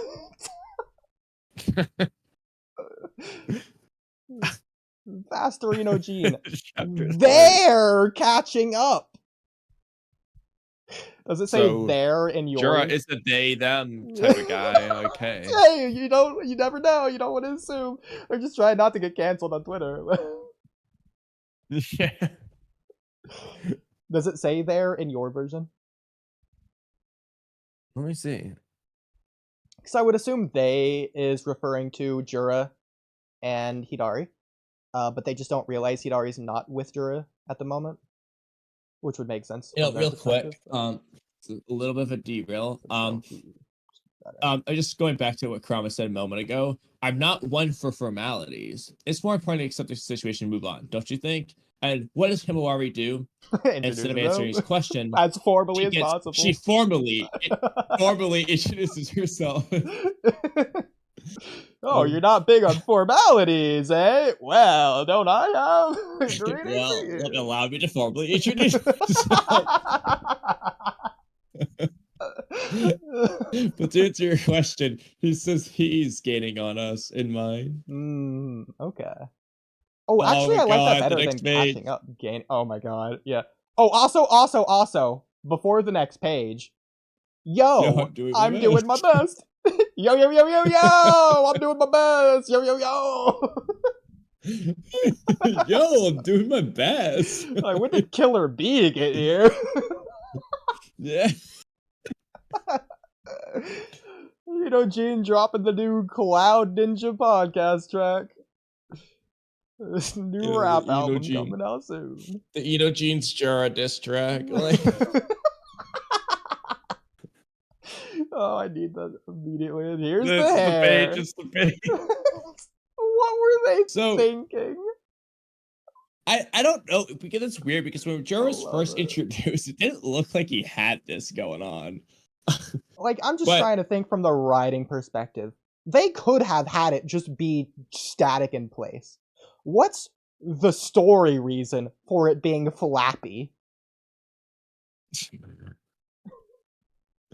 I want to go back to when Jura was first introduced for a second. Like, how does it look? I feel like it's just changed lately. And also, it's definitely not like the way it was first drawn, the way it was initially drawn, there just isn't room for all these extra flaps. I know, there's 5 flaps in total here. And then even in like just like a chapter ago, I think it was last chapter, like we saw Jura's hair flapping. There was like 1 or 2 strands. Yeah, it was like 1 split. Not split hair. Several. Like it. Yeah. Okay. There was 2. But now all of a sudden there's just like way more. It obviously doesn't like ruin the panel or anything. If anything, it elevates it. But like it elevates in terms of goofiness, not in terms of seriousness. Yeah. Like now, I will say the thing in the back still does seem like the partial Ishiki horn type of thing, but then there's like 4 hair strands in front or something. Okay. But I don't. It's weird. Well, what I will say is, regardless of the hair, the actual thing you're supposed to be looking at, without the unintentional goofiness, is the face, which does look good. And it does look really cool in this case. Yeah. Jura flying. Also, notice that his this is a little bit interesting to note. The way his jacket is drawn, the upper part, for one, kind of looks like a heart, and 2, almost looks like a fruit plant like type of thing. Like not gonna lie, I don't know if that was intentional, but like it does kind of look like that. Like, we'll get into it later, but I feel like he's bad with perspective or consistency, because it doesn't work at this angle because Jura is like foreshortened to where he's like almost straight ahead.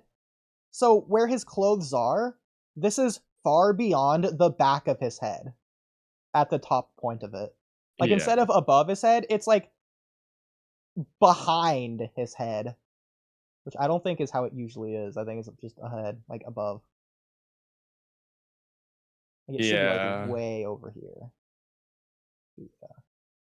Anyway, so we got Himawari looking back. But now, I guess that would be a distract. I guess that would be a derail to ask about what you think about your hair from like a theory standpoint, but we can come back, I guess. We'll come back to it. So yeah, so and then Hima. I'm going upstairs for a minute. Okay. So yeah, so Himawari says, "Kurama, do something." In response to that, glad you're back. A little bit weird, but Himawari continues looking back. Kurama, are you listening? Kurama. I love the fact that Himawari's like, Kurama, are you listening? Immediately after, Kurama's like, oh great, the conversation's starting. Glad you're talking. Immediately ignores her. That's like Kamui. Imagine when you joined stage, I was like, oh hey, what's up? And then just refused to speak to you again.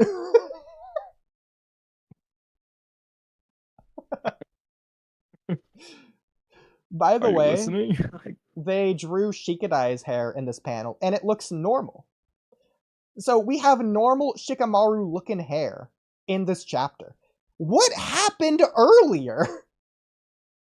I'm telling you, bro, I think it was the watermark remover, like AI nonsense. Must have been, bro. Like, they were ruined. Oh, they also drew Shikamaru's hair correctly in a different panel. Scrolling back up to look at it.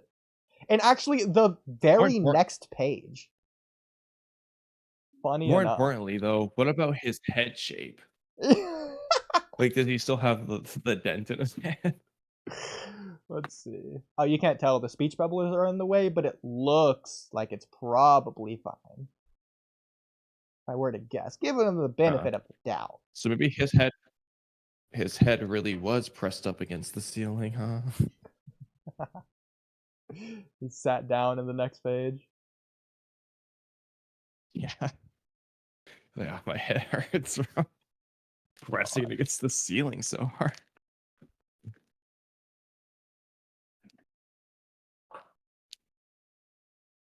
Okay. Scrolling back down, we have Kurama, are you listening? And then Shikadai says, Himawari, what's wrong? That's fine. This is interesting. So I looked above when I was originally reading it because Jura closes one of his eyes here to do his Biju bomb, which is consistent with how he did it previously. So, but because he like intentionally closes his eye here, like we get the Japanese onomatopoeia. It seems like bomb, huh? It seems like whatever. It seems like this attack is specifically only a one Rinnegan technique, to where it seems like he can't do it with both of his Rinnegan open, which is weird. Well, I don't know if it was like that or if it's just like him focusing, kind of like I said, I know you don't like it, but like Itachi always closes his eye before using Amaterasu. I agree. It could be kind of like that, especially because they're flying. Yeah, like Kakashi literally says when he's catching after Datara, that's like basically what he's trying to do, to like focus in on it. Yeah.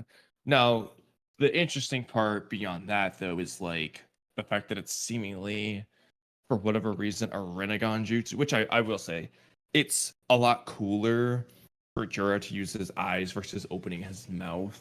I think for the regular clock rhyme, the mouth works, but for like Jura, I like the eyeball thing. It just looks cool. Yeah. But it's kind of like, why? The problem is with how goofy they've already depicted him visually and just narratively. I don't know if I prefer it this way or not. Like, just go all out with the goofiness and just stick to it if you're gonna do it. Just have it be out of his mouth. Especially considering in this very same panel, they have more goofy Jura hair. The very same panel with this attack.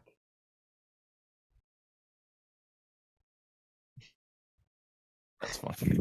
Looks goofy. I don't know why. It just looks like Jura is just like a toothpaste cap or something. Like his head is just weird. Potato of a head. Yeah, like Ball of like. and like the way the hair is drawn Looking at makes the it face confusing. disconnected from the body. I don't know. It's weird. Like if you remove the face from the head, it looks like it's drawn at an angle or weird or wrong or something. Like if you take the face outside of the head as well, it looks like someone else. Like I could almost see this being Ada in a weird sense, just based on like the face itself, regardless of the head. But then the head, it almost looks like I need to go Sasuke's shape. downstairs to look at. I don't know, Well, it just looks weird. That's kind of the tricky part with Jura in particular, to where his face doesn't look identical to any one person. Like it really Yeah. does have attributes of more than one person. Doesn't really look Like, and that's where anyone, it's yeah. tricky. Like, I agree. well, it has attributes of different people, but then it also has things that make it different. You can argue it looks similar to some people, but then you can argue that about anyone. Like Kiba has attributes of No, but Naruto, I mean, like, but they look different. Yeah, yes, but I meant like to a substantial, actually important degree, not like, Okay. yeah, Oh, he's got hair, like, oh, so similar. He has eyes. Like, I don't mean like that, but he has eyes. That's so fun. How long until you come back downstairs? but yes, So you can see this? I'm downstairs again. Oh, okay, so you can I'm look at it. downstairs again. Yeah. So Yeah, again, his like hair looks more stylish in this one though. yeah, his hair's a little bit better, but still, the fact that it's in the same panel as a Biju Bomb is just goofy. So again, like Jura by himself looks fine in his panel, but if you isolate the head shape from the face itself, it looks like the face doesn't belong on this head. Can you see okay, it? I can see if you remove the head and just put the face on Ada, it does kind of work. It just changed the Renegon to Senrigan. Like, exactly. And then remove the face and look at just the head. In fact, I can do that for you. I can do both right now.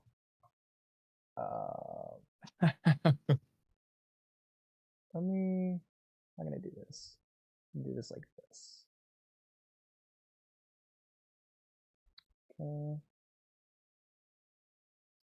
Probably like that. Okay. So, oh, that doesn't work for some reason? Well, I don't know where the face is. Well, I tried. Oh, there we go. Okay. Oh, that's goofy. Okay, let me just undo. Okay. There we go. And now let me get just He kind of looks like Pain almost now, like what with like long eyelashes.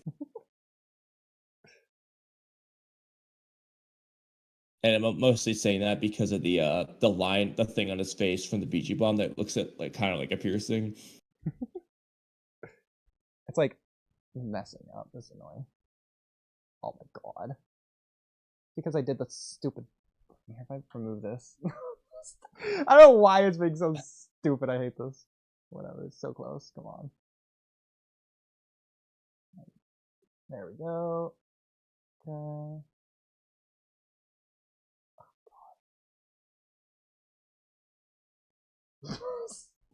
This is like on the edge of what I just cut out, which is why it's being annoying, because it's only applying to one layer, not the other. It's like pixel perfect. I'm having to draw this annoyingly. It's probably good.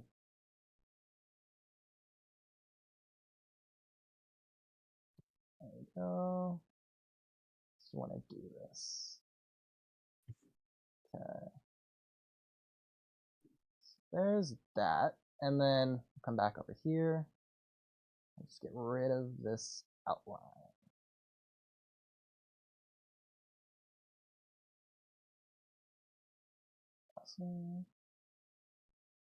I don't know if the ear is necessary, but I guess we'll leave it. All right, and there we go. It just doesn't look like it belongs to me. It looks like two different things. share my screen. Okay. I'm also gonna go to the Honestly, bathroom. the blank face just works as like a scary character. Kinda, yeah. I love it. I'll leave this on screen if you want to read chat. I'm gonna go to the bathroom. Okay.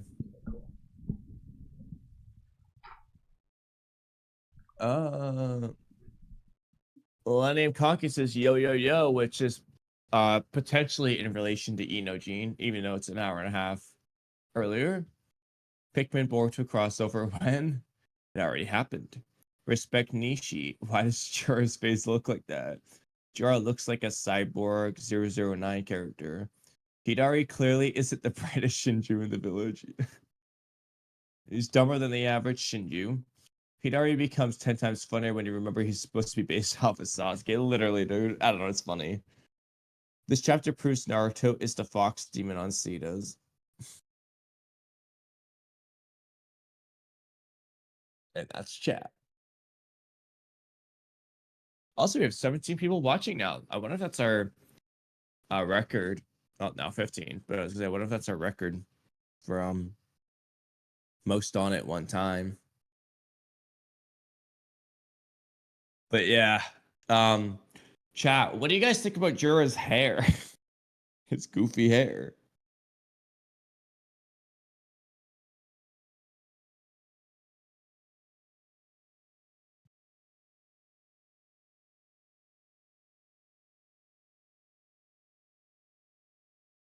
All right. Why do you guys sound so much gay? Well, to be honest, God, it's hard to sound so much gay, the way you phrased it. So honestly, I'll take it as a compliment that we're able to do the impossible, at least in the English language, to sound so much gay. Um, I don't even know why. I mean, actually, I'm answering how right now. Why? Why do we sound so much gay? Well, I mean, it's similar to, I mean, I guess, as Jorah would say, this world has so many questions, doesn't it, God? In fact, if you're God, shouldn't you already have the answer to that question? You are supposed to be omnipotent, all-knowing as well. So, frankly, why don't I ask you? Why do we sound so much gay? I am very curious for your thoughts.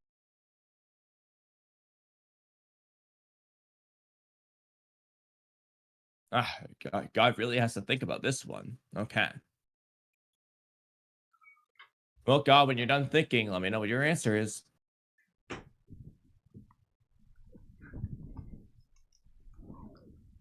I was listening on my phone. I couldn't have asked for a better answer. Specifically the part where you said, why don't I ask you? It's great. Oh my god. I wonder if that's the same guy who asked me like the same thing basically on my videos or my last stream or something. I remember it's the same guy, but Did you see my chats, by the way? but anyway. Well, Yeah, Kamui, no. answer the man. I did. Okay. It's crazy how I can just have I just go to the bathroom for so long. I have time to pull it up on my phone, actually go to the stream, read the chat, and then respond to the chat. That's how long I go for. Anyway, so Jura blows off glad that the wing. God responded, because at first I was like, I don't really have much to say until he showed up. Yeah, it was like perfect timing. I was like, oh, well, Kamui caught up on chat fast. Great. I know. I laughed at it too. Really filled the time. We can God coming in clutch. Okay, so you got Vice versa. I'm looking at your stream. I was like, oh, why Oodie, why are you showing me the weird version? God said I laughed at it too. Perfect. Okay. So you're looking back at my screen? No, not right now. Okay, that's fine. That's fine. So Jura launches the attack. It hits the wing of the bird. The bird wing's destroyed. Himawari looks surprised. And then they say in the next panel, it's not safe. Drop down. So thank goodness Inojine's tactic here for their safety, because the bird's not safe anymore. Thank goodness Inojine's going to drop down with the bird now. Yeah, if anything, it seems like Jiraiya gave him a hand. Like, yeah, as opposed to staying in the sky with this unsafe bird, now they're gonna drop down with the bird because it's unsafe. So thank goodness they thought of that strategy. Without that tactic, who knows where they would be. Shikadai's big brain play there to drop down was genius on his part. Thank goodness we have a leader like him. yeah, I mean, if they didn't drop down, it's possible that the bird would have just ended up in like a very wrong place. It could have ended up in the sand village or something. That would not be good. Bro, the stupidest part of this is, of course they're gonna drop down. Their bird wing was just destroyed. They're falling anyways. Exactly. Jiraiya gave him a hand. So stupid. Chocho says, guys, hold on to me. And then we get some art that Daigo will feature in his videos. That's all I'll say on that. We got phew. Good job, Chocho. See, this is what I'm talking about. So when Kakashi said the thing about Kaguya's dimension, and everyone's like, way to go, Kakashi, this was the support that I was talking about. See, they got each other's back. Good job, Jojo. I remember that conversation. So funny.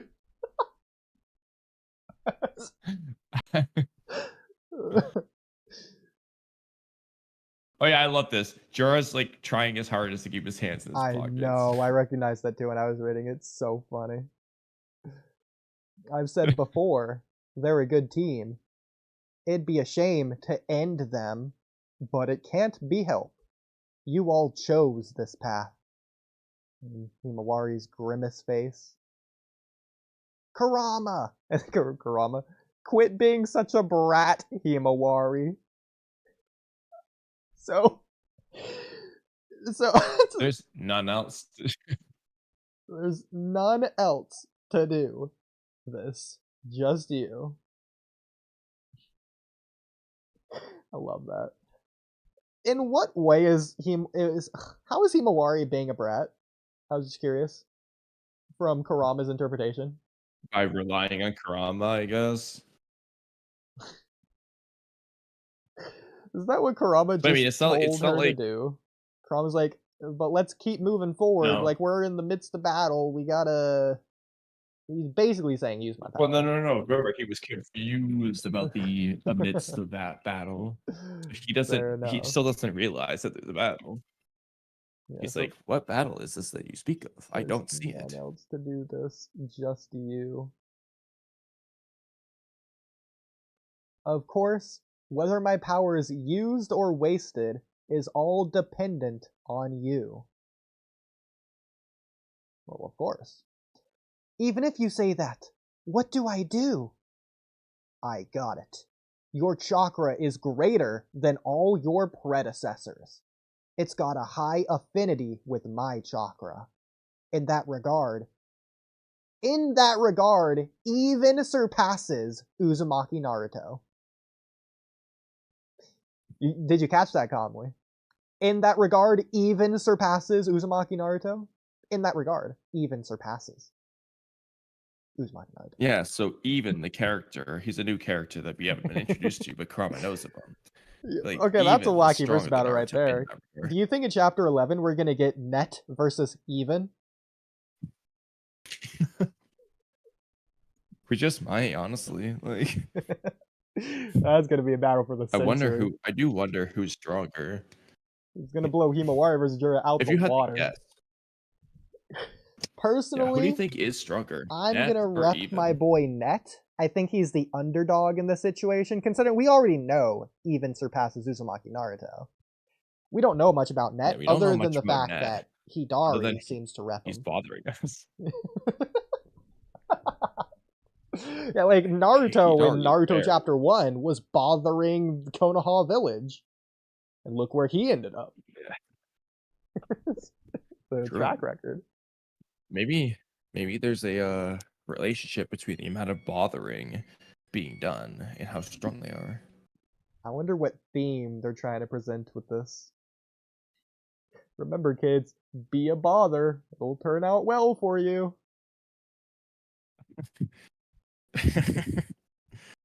The more you bother people, the better off you are. I love it. Kurama says, now hurry and throw away those dumb preconceptions. Firstly, believe in yourself. Seems like you can't even do that. He really doesn't have much faith in her, huh? It's like caveman talk. He's just talking like a caveman. Either way, the future isn't bright. Why is he so negative? Yeah, like, whether... So, hypothetically, if Himawari believes in herself, seemingly that means Kurama's power is not going to be wasted. Kurama still sees that future as not bright. Then what's the point? If it's either way, it's going to be the same it's almost meaningless like thing. It's kind of like Hidari earlier, where he's like, answer my question. It won't make a difference. It's true, yeah. Man, also really is on the same wavelength as the Shinjuu.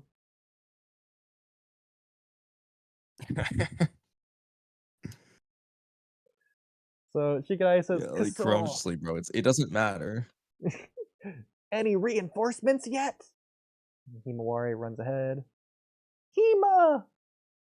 Ha! And Himawari kicks, gets her leg twisted, probably broken. Shout out I like Ishiki that. with Boruto's arm. I love this, yeah, absolutely. Exactly. But I will say, they only did this to flex Kurama's healing factor. The fact that Kurama like heals immediately after as well, that's the only reason they would do this. This and you could say like the Jura coolness, I guess, and like the Ishiki reference, but then also the Kurama healing. But then actually never mind. I feel like they didn't do this for the Jura coolness. I feel like they did this to do the Kurama healing. Well, actually, it's also to make Inojin get mad. Well, he's going to do that either way, but yeah. Yeah, really, to that make was it more really the tree than bad. anything. But yeah, he gets mad right after this, so yeah. Himawari-chan. Man, what happened to protecting her? But whatever. So this is where we... That's the last English thing He's this working chapter on it. says.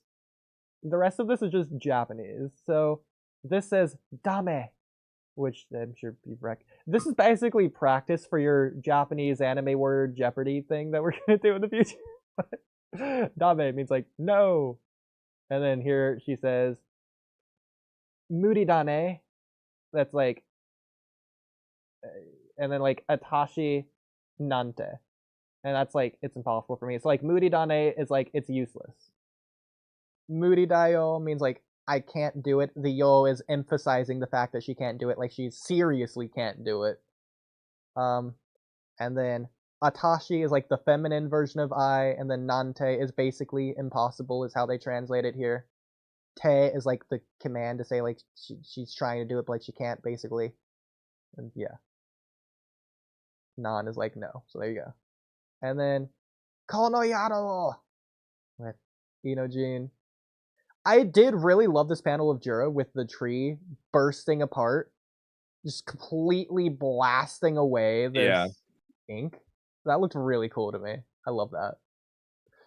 And it's crazy to me that he does like one small spike for Inojin, but he does this for like imagine if he did this for Inojin. He would have been shredded to ribbons. It would have been the same as Neji. I'm not looking at what you're referencing yet, I'm but talking about like when he tears apart the ink thing with the tree. The ink beast. yeah, I don't remember off the top of my head, but I'll look Okay, in a fair minute enough. when I go back downstairs. A ton I'm just of getting my spikes. ready. Not just one, but a ton. Again, it's like what happened to Neji.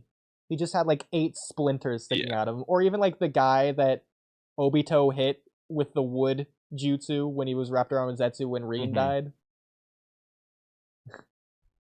Yeah. It looks like that, yeah. Similar, anyways. And we have Hinata, or Himawari, she just says, "Ku," as she's sitting there in pain. More onomatopoeias with zoo, and then zoo zoo zoo, and paki, and pakiki, and Himawari says, ooh. What was the really funny it is funny, onomatopoeia from that one translation when Jiraiya was going to the village? Do you remember what I'm talking about? What was it that it said? I don't remember. Is that when we were like at the end of stream and you were really tired, but I wanted you to learn Japanese? No, well, it was no, well, that was might have been the same stream, but like it was before then. Like I just remember they made up something that was just not at all what it said. When it was actually like zoo zoo, but like they made up something. I forgot what it was though. I remember you said they did that in that one Jujutsu Kaisen thing where we left off, that one fight with the girl and the guy that was like sound speed or whatever.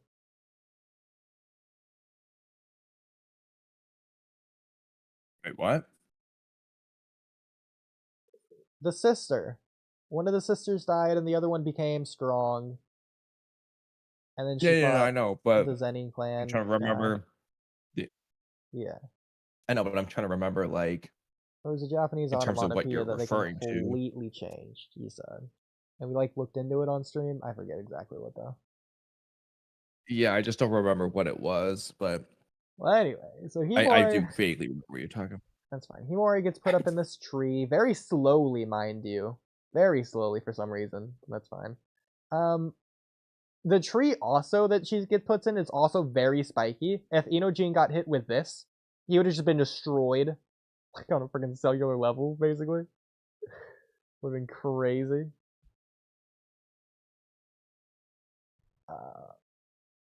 But then we got Jura saying, okay, are you ready for more funny translations?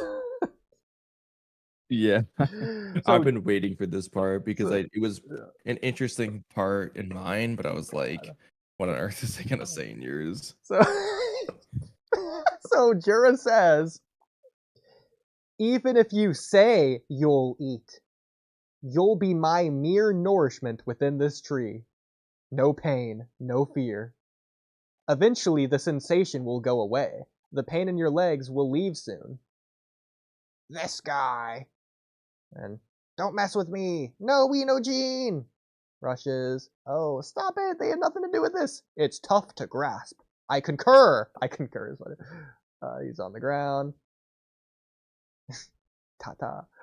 Let her go, that child. Oh? And stabs him. And we'll get to the rest of it. Okay. But this... But come back to these translations. Even if you say you'll eat, like... Even if you say you'll eat. Man, thank goodness Himawari didn't say that she'll eat. Himawari is not hungry right now. So not just the pain in your one leg, the pain in your legs will leave soon. Yeah, so Jura off screen hurt her other leg, or he hurt her right leg or whichever leg so hard that the other leg hurts even still too. I was thinking that too. Another interpretation I came to that makes the most sense. So Jura caught Himawari in midair and twisted one of her legs, and then he dropped her. What if this fall hurt her other leg? It was a pretty long fall. It was like from Jura's shoulder height. Like if you fell on your leg from shoulder height, Kamui, that's like a 5-foot fall straight onto your leg. That's gonna hurt. Yeah. Makes sense.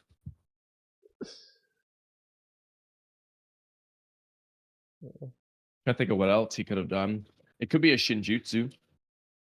That's possible though. The Shinjuu that just randomly hurts The leg someone's hurting leg. Shinjutsu. The leg hurts Shinjutsu. Oh my god, I love that so What do you think, Immortal? Is Immortal still here? No, he's not. He left at some point in time a while ago, I'm guessing. That's what I recently I checked. didn't really say anything, but Yeah. So, Jura says, oh, when Inojin attacks. Himawari says, stop it, they have nothing to do with this. Again, this is interesting, I think. So, Jura says, I concur. It's tough to grasp. It's interesting. And Inojin what is tough grabs to him. grasp? The fact that they have nothing to do with this. It's tough to grasp. It's tough for him to grasp.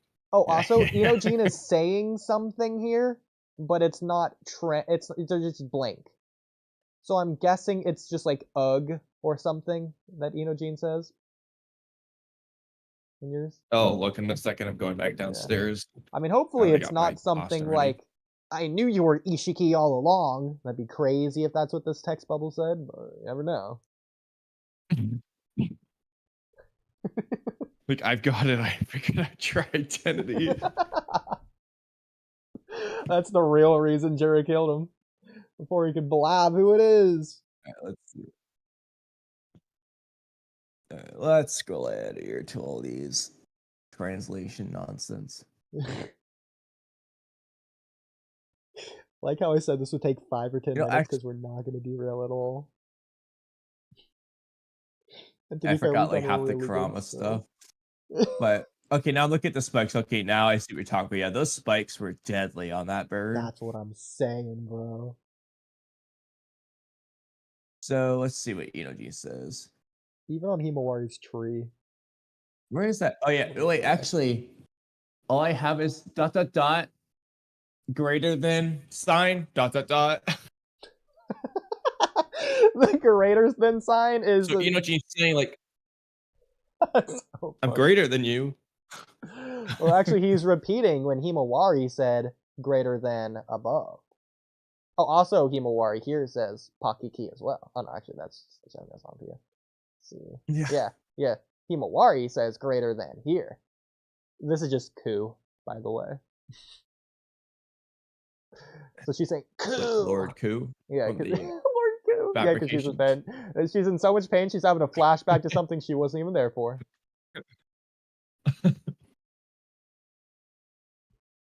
And so he's saying coup in pain. Or what about this?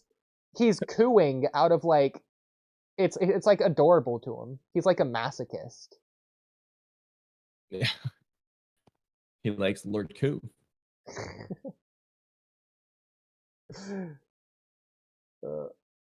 So this text bubble saying oh, yeah. It's pointing down as if Inojin is saying it. Let her go, that child. Oh. What did Inojin realize here? He realized that he touched Jura's claw mark toe, and that is just not okay. Like, Jura does not let you touch that claw mark toe. Because Jura said oh earlier, and this would be a perfect time for Jura to say oh again, but clearly it's pointing down at Inojin, so... I know, it's like weird. I remember being confused about that too. I was like, why is it like... Yeah, oh, sorry. In the other one, it says you, which I thought would be even funnier if it was Jura saying like you after touching his toe. I think it's even funnier if let her go, that child, you. So Inojin's asking him to let Jura go. Jura is a child. He was just born. This also confirms Jura's gender. Jura is a she? Yeah. Maybe that's why they were saying they earlier. They just really weren't sure. That makes sense. Like, he's at the downward angle. He can look up. It's looking up Jura's skirt. He's able to tell. Let her go. That child. You. Stabbed. Himawari sees. He says, "Go, go, go, Go. go." Go. No, I thought the explanations here were just funny, even though it's probably accurate. Like the fact they have 2 and then a full line and then 1 and then like a full line even longer than the entirety of the above line.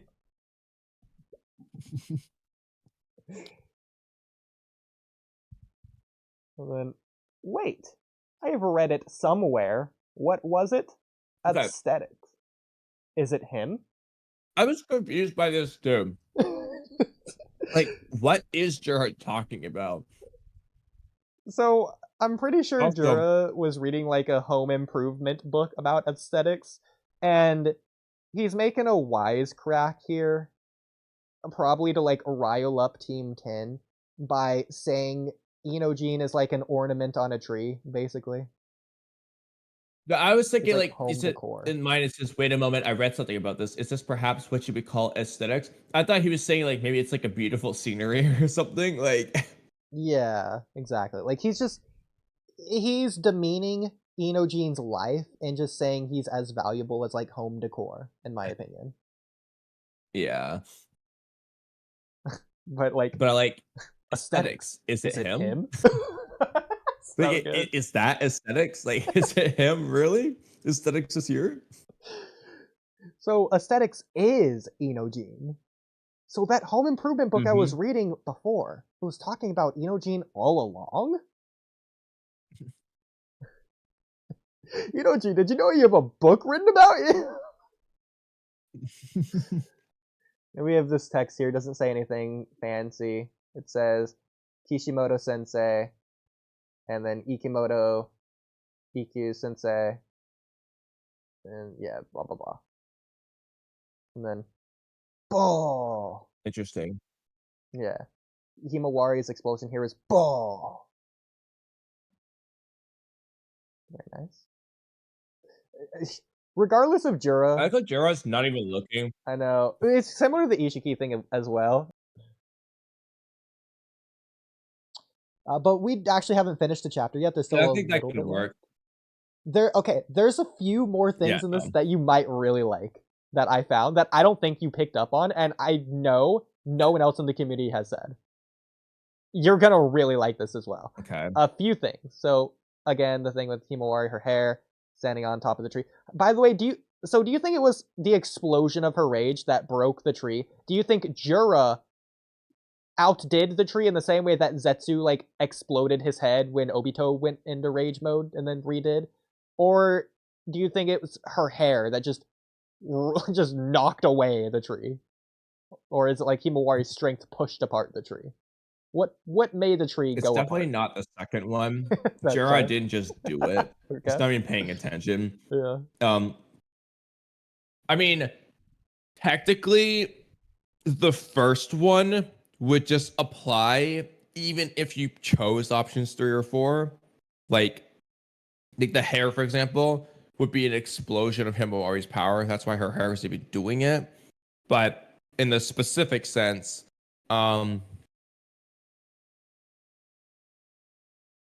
I mean, based off her hand position, I don't think she just like pushed it with her hands. Yeah. So I'm gonna remove that one. Well, what about her feet? The realistic answer is it's probably the first, but I do think the hair one's funny. If Like we're her going with hair just the like broke it open. if we're going with the explosion, that again calls back to Baryon mode. Exactly. And just like That's why Ada breaking out of her cage as well when that happened. Just like that. Oodie, Yeah. that scene was so blatantly just Code slashing it with his claws. All right, we're not done with this I don't chapter. know We're not done how with this you chapter. ever All right. thought. That wasn't the cool thing I wanted to point out. There's a few things. So, isn't that right? Is what Himawari says. So that seems goofy, right? No, I think that's Kurama speaking. That doesn't make sense. Well, hold on. Let me see what it looks like in mine. so I can understand it first. Yeah, because Kurama hasn't spoken in literal pages. What the heck? That's so different. What does it say in yours? I told you in the top one when you see Himawari close up, and then the tree when you're on is just to stop. So it's I told you to stop. What's the other one say? Stop it. Isn't that right? Okay, mine is goofy. I think yours is actually true. Okay, in that case, I don't think my thing actually applies anymore. But my thing was so much cooler. Okay, are you ready for my thing? My thing is so cool. So, Okay. what is, in Japanese, Kushina's catchphrase? Adate something. It's databane.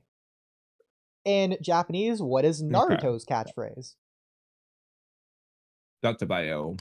In Boruto, what is Boruto's catchphrase? Databasa. What's Himawari's catchphrase now?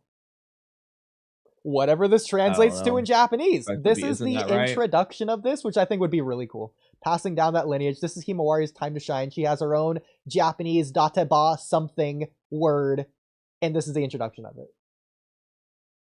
Yeah, I like that. Isn't that right?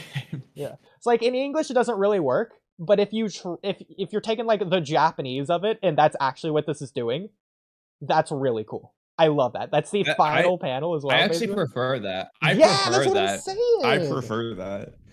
That's so cool. I love it, bro. It's so good. I don't think it's what they're doing now that you say your version, but oh my god, it'd be so good. And then we get the final page. We wouldn't really know. Angry hair strikes heaven. Himawari awakens. For the sake of your friends, stand up for yourself. Gotcha. You know what? Himawari? Let me find the Japanese version of that. Change? Which is, again, reminiscent of Baryon mode. And you got, Kukuku. Looks like you lost your temper. Take this. Let's see if we can cause some real chaos. Himawari. So this panel in particular, do you know what this reminds me of? I think this is just Ikemoto's art style. This is like Damon's face. Blatant Damon face. Yes, because I was like looking at like this does look like Damon. In fact, I can quickly find you into the Vortex. Damon making a similar face. Okay, I didn't actually hear any of that. Can you say that all again? I said I can pretty quickly find Damon making perfect a face, kind of like it probably. Bro, tell me this isn't exactly Damon's face. Like it probably sketched it. I think that's so cool because like the Damon Himawari stuff. Again, it's probably this isn't perfect. This is just Damon eating. But it's probably just meant to like just to give you show powerful brats in Ikemoto's art style. But still. Dude, when in the anime has Himawari ever told you the PC in the anime, she just knows about Kurama. Okay, well in the manga she doesn't know about Kurama, so there you go. And knows what he looks like. Yeah, she knows what he looks like as well. They also don't have a relationship. Shut up, Stan. Well, I want to see. Can we get the? Honestly, this is a little bit random, but going back to what he said, can you get like the Japanese of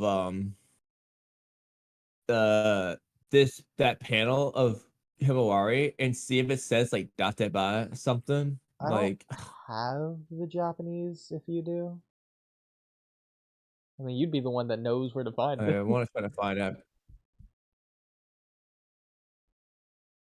I'm just pulling up random things of Damon. I feel like this is like enough to like cement the point, but like some of these it could be, but like you probably saw. Did you see the spoilers with the Japanese? Do you know if that page was in the spoilers? I probably did, but I don't know if that I have them. Real quick though, let me post some of these Damon photos.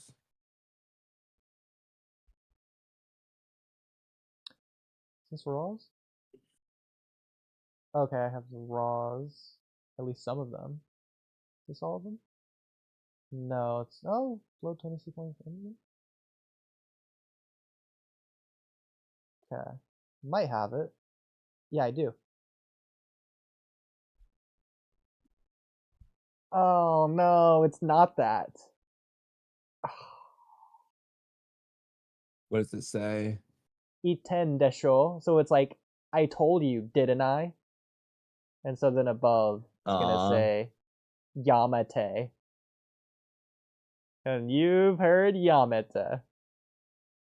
Yamete! That means stop. Now you have the advantage in the Japanese anime word game. It's actually Yamatete for the command. Like, I told you to stop, didn't I? I think your thing was cooler. Let's just have my thing be the headcanon.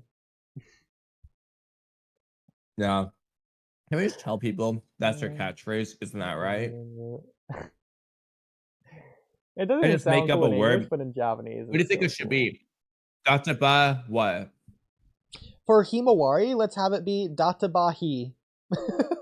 I don't think that works. Yeah, I think say Databa Databahi. I was thinking works. I was literally thinking about the same thing. Databahi. I think Databawa sounds the best. Because, like, Himawari. Databawa. Databawa. Yeah.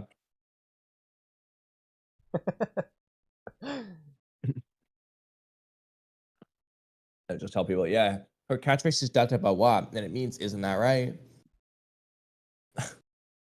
Databawamari. Databahima? I mean, Konohamaru has Kode. You gotta give Himawari something. Yeah. Kanabara's, hey.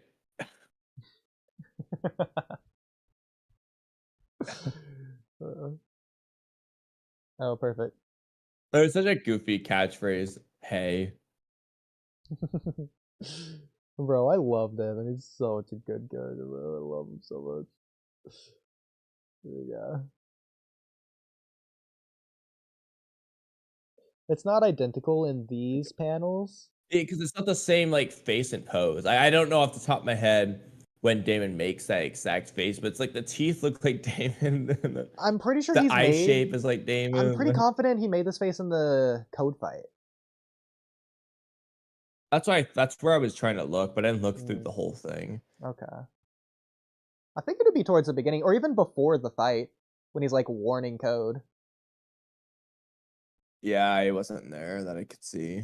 It could also just be some random panel when like Ada's giving exposition. That's what I the think Code it is. It's just a... Yeah. But he's definitely made this face. I love that fact. I thought so too. Yeah.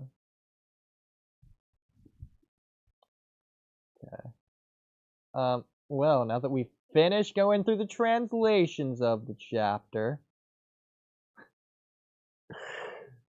we can start at some of the bigger stuff, but there's a small thing I want to start with first. Wait, let's read chat real quick. We have a few. Yeah, good point. Do you guys hate Boruto TBV or like it or neither? We love it and we hate it. We love Do you to hate guys it, think to love Sarda it. is tight? Yeah, and we hate to love it. Oodie, do you think Sarda is tight? Well, you know, the thing with tightness is when it's tight, it's not loose. And Neji means screw, and Neji seemed like he had a screw loose.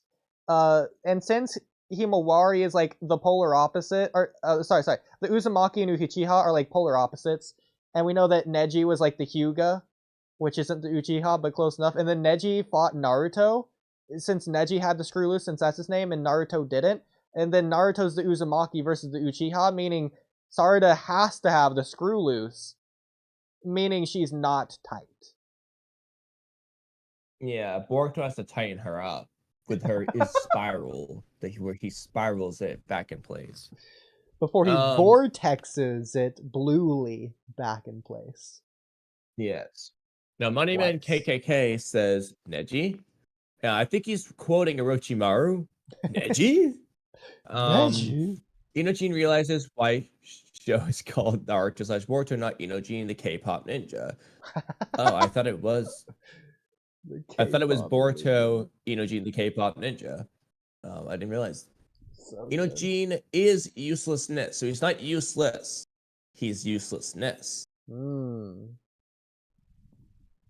Now, imagine Jura builds a home and invites Ino inside to show his new aesthetics. Imagine if Sai gave Jura a nickname. Would it be Net? Jura is not Ishiki level right now. Well, God, where do you think Jura is compared to Ishiki? Above or below? I agree. Moneyman he's not KKK says good. that Ino is sad. I don't think Ino is sad because Ino doesn't know yet. I don't know if Ino exists. If she's just Is Ino canon to Boruto? I mean- It's a different series. It's the same universe anymore. well, yeah, I mean, well, Ino is at least a oh, telephone you know what? in Boruto. Ino is in Boruto. That's fair. Yeah, remember, she has the Sasuke level feats. I honestly kind of thought when I first saw this, I thought this would have been a different Kurama with completely different memories. I mean, a lot of people thought that. I personally just didn't fully pick a side. I lean towards the same Kurama, but I didn't really pick a side, so I'm not going to say, oh, I was right. I didn't pick a side. But a lot of people wanted a new Kurama, Sack Crash. Now, Moneyman KKK said, okay. I don't know what is okay, but something is definitely okay. At do you think? 222 specifically. That was 3 minutes ago now. Yeah, it just changed. It was okay. we So we don't know if it still still is. okay? Yeah, Moneyman, can you confirm whether or not it's still okay, or is it no longer okay? Very Yeah, important. right. That will be our chat catch up for the moment. We'll see you again in a few hours. Oh, I guess I did skip for George Richards. Thoughts?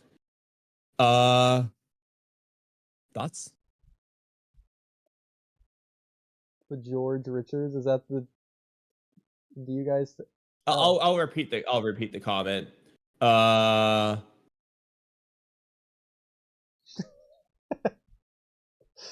right, Thoughts?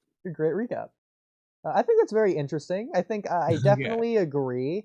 I give that idea a 7 out of 10. I was honestly pretty much all in, like 9.8 out of 10. Okay. Fair enough. Wait, what is there to doubt about?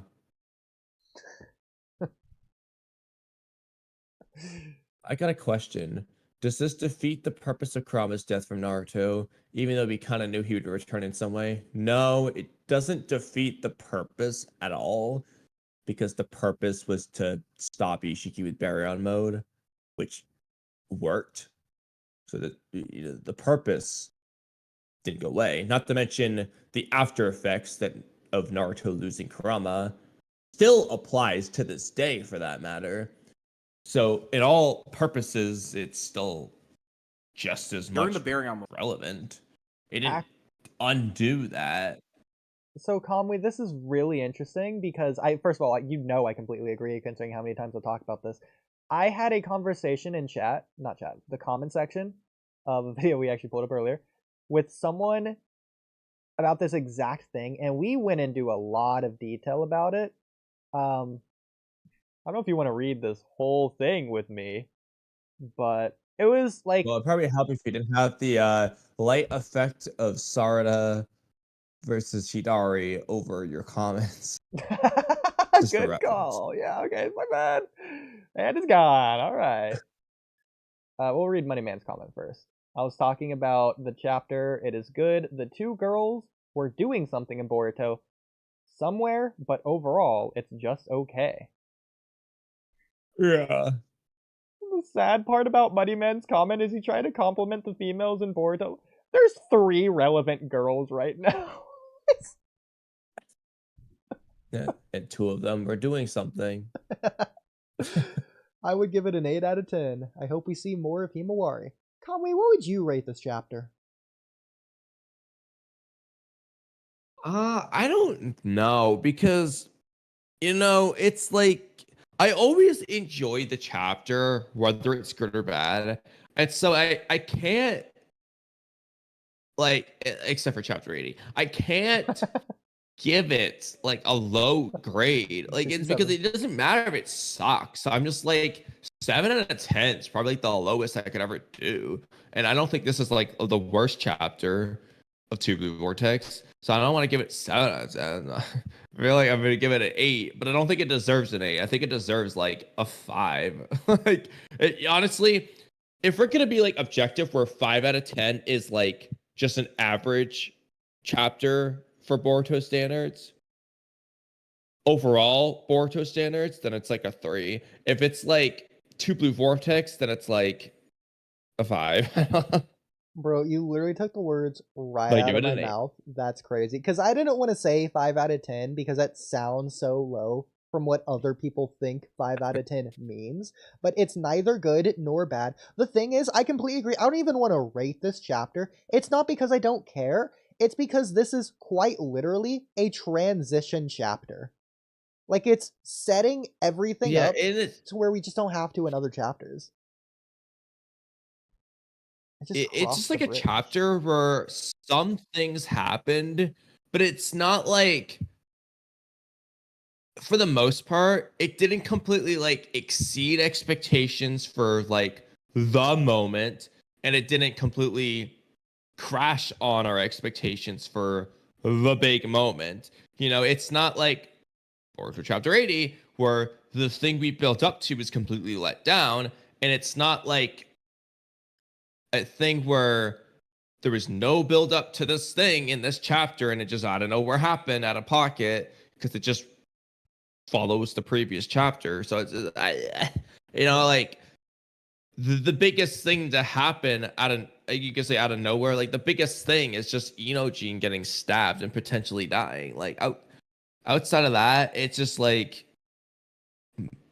what do you expect? I don't know. It, like you said, it's the Kurama most explains things average a little bit. chapter.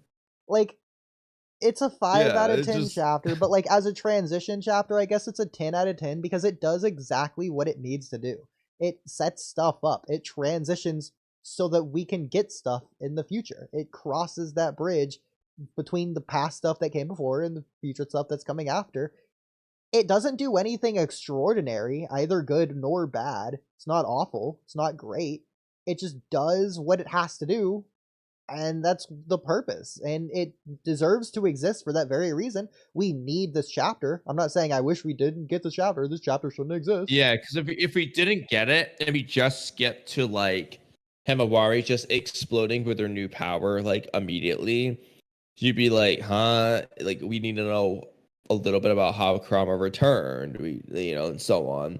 Like, we'd be asking questions. Yeah. So it needs to be there. But I would say it did the bare minimum, but that doesn't mean it's like a 1 out of 10 by doing the minimum. I think a less than 5 out of 10 means it didn't do the bare minimum. It did less than it should have. The 5 out of 10 is really like, it did what it needed to do. It did the bare minimum. That's this chapter. It's conceptually similar to an info dump, not actually similar to an info dump, only conceptually. So it's not related to like the info at all, but like it's necessary, and it like, how's a good way to describe this? When it gives the audience the information they need, but that sounds like an info dump. It gives the audience what they need. It's just necessary. Like, that's the number one word I can use. It's just necessary. I mean, to some extent, it is kind of an info dump. It's just not as much as like the Amato info dumps. Kurama is info dumping to an extent, and it's not the same presented in like the here's the truth about the Karma seal. It's more just like Kurama says a lot of important things in this chapter about how he was born, the recap of who he is, the fact that Himawari needs to like do this herself, and so on. Like, Kurama is yapping a lot, is an info dump. It's just presented in the middle of a battle, so it feels like less of an info dump. You know what I mean? Like, It's not just the Kurama information part of it. It really is just setting everything up in a way that like the audience needs for us to thoroughly enjoy the story. yeah, It's the plot. yeah, This was a plot chapter. yeah. There's no Moving story. forwards Well, with I it. guess there's a little bit, but not much. Yeah. The biggest story in this chapter is Himawari believing in herself. Like, Are we gonna call that Himawari believing in herself? Like, she didn't do it on will or whatever. She did 'cause she got freaking okay. mad. Kurama External telling factors. Himawari that she needs to believe in herself. How about that? That's But isn't there another scene like very similar to the Inojin thing where someone just runs at the villain and just kills them? Like I feel like that happened somewhere. I'm trying to think of where. Or am I thinking like JJK or some shit? Like I don't know. Like You've feel only like seen like it's 5 anime, so it's a Naruto or lot Boruto. easier for you. But I'm trying to think of like like what scene am I thinking of? Did that ever happen in Naruto? They angrily run at them and they just like one shot, like just like this. Chat? Any ideas? That ever happen? It gives us a good reason to go view I mean, chat, see if there's they know. kind of like a scene of that. There's kind of a scene of that with Madara versus the 5 Kage with Tsunade, but it's not the same. But it's similar in the sense of the stabbing through the chest thing. But Yeah. Okay. So I I don't know. honestly kind of thought when I first saw this, I thought this would had been a different Kurama with completely different memories. Okay. Oh, you already read that. I got a question. Does this defeat the Okay, we I'm gonna already go read this. upstairs while you do this to do some Sure. cooking stuff. I was talking about the chapter. It is good that the 2 girls were doing. Oh my god, I already read this too. Give it an 8 out of 10. In other words, Kurama comes back for plot or from plot. Yes, Kurama came back from plot. Is Metal Lee dead? Is Metal No, he's just Lee relevant. canon? Yeah, he's in the manga. Run. But All does he that does even is count at run this point? and say like one line. Where is Kakashi in Mommy Sakura? So Oh, Kamui, sorry, I forgot Kakashi existed, so I don't know. so Kurama And doesn't Kichi give wanna an forgot F him. about Naruto anymore. Yeah, bro, it's not even asking where he is. Give Boruto Kurama, please. No. Please don't. He already has enough. Invincible has Give him the joke gun first. 2 cry emojis, and that was at 3:08, which was like 15 minutes ago. And I saw live when he commented that. That's when we were like dissing the chapter 15 minutes ago. The whole writing of the Inojin stuff. So he already knew we were getting into it. He knew exactly where this was headed for like 15 minutes. Invincible sent a Twitter thread about how Inojin can be saved. A thread with theories. Feel free to add your ideas. So let's see what all people have to say here. Specifically, this one guy, Crop. His name on Twitter is Crop. Save Inojin in all caps. In all caps. And his Twitter profile picture is just Inojin, I think. That's hilarious. Okay. Well. By the way, can I just say, Inojin's like death panel really reminded me of like what a young Code would look Code. like. Yes. Yes, I know. It looks like young Code. It's like the hair and everything. That's so good. That's so funny. You said it Code literally related? before I Is said Code it. a Yamanaka? So you were thinking that as well. You just weren't saying it. It's so funny. Yeah, like I knew immediately what you're talking about. Like I knew, like I was like, bro, that's interesting. Like art, but like I don't think it means anything. It just like happens to be the case. So here's something I was thinking of as well. I'm sure you're thinking about all these theories as well, but Himawari is somehow capable of using Kurama's chakra to heal Inojin's wound instantly. I can see it. Yeah, I could definitely see Kurama's char. I mean, even something as simple as just like what Naruto did in the war arc with Shikamaru and Choji and everyone. Like, Yeah. um, Another theory. Sarada's new Mangekyo ability, which we haven't seen yet, could be capable of reviving and regenerating, thus she has the potential to be able to help Inojin survive. I don't like that, to be honest. That's Me neither. too much. It The thing with Sarada's Also, Mangekyo, it Sarada needs to be should the not end of go this near Hidari this fight. Jura situation without resolving the Hidari stuff Bro, first. imagine. No, would be funny that regardless of resolving, we just don't see anything else with it. Like, they just don't address it. Sarada just is at the Inojin next chapter.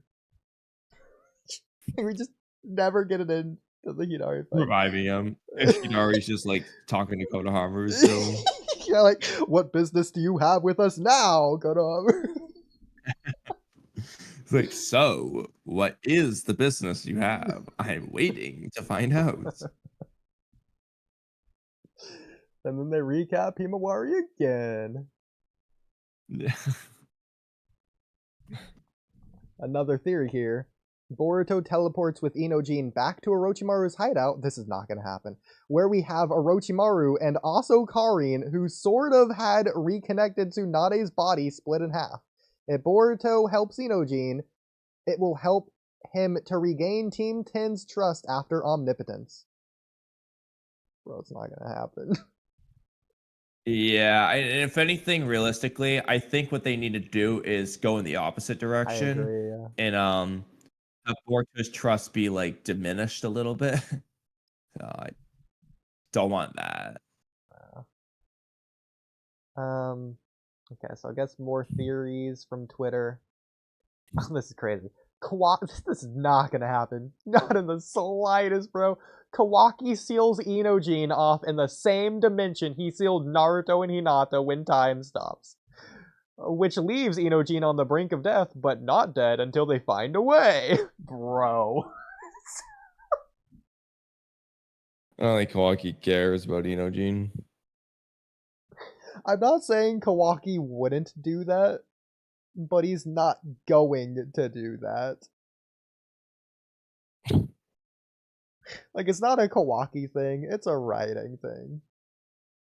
That would just be plus If he was gonna do it, he was gonna do it with someone else. plus Kamui, just imagine how goofy it would be any future chapter where Kawaki goes to visit Naruto and Hinata. You just have Inojin's half-dead corpse next to them, just the three musketeers, Naruto, Hinata, and Inojin. Literally, like that would be hilarious. We can add it to the abridged. I love it, okay. Right, you know what I just thought about something, though? I know Kawaki doesn't know, but sealing Moegi in Daikoku 10, not Matsuri, but like Moegi's tree, could be interesting. I mean, yeah, theoretically, it might like do something. Like, I mean, I wish we got Kawaki's reaction on anything of it at all, because it's Otsutsuki related, so maybe he would just want to kill Moegi regardless of Matsuri.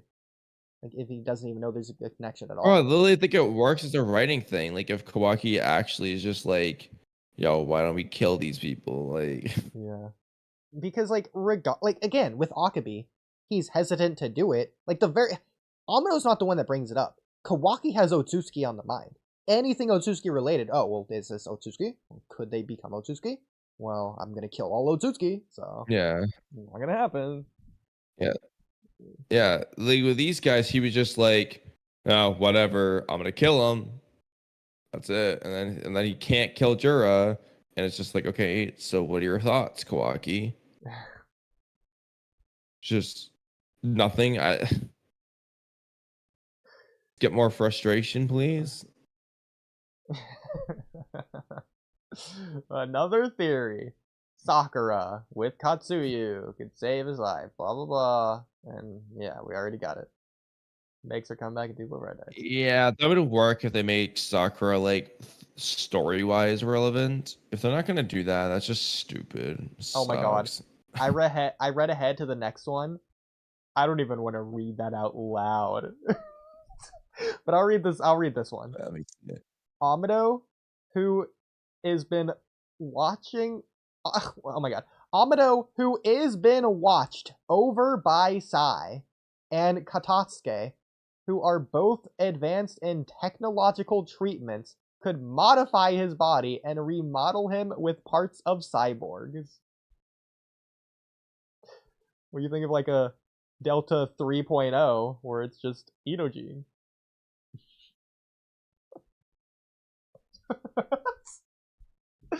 I mean, not gonna lie, it'd be cool, but Why? no. Exactly. Like, as Hey, cool what's as the it would be point? for Inojin of all characters to get the Delta upgrade. Yeah, bro. Bro, it just becomes strong. Like, no. It just becomes the new most relevant character in the series. Okay, we'll end it on this next one, the one that I don't want to read, because I know you're gonna hate this.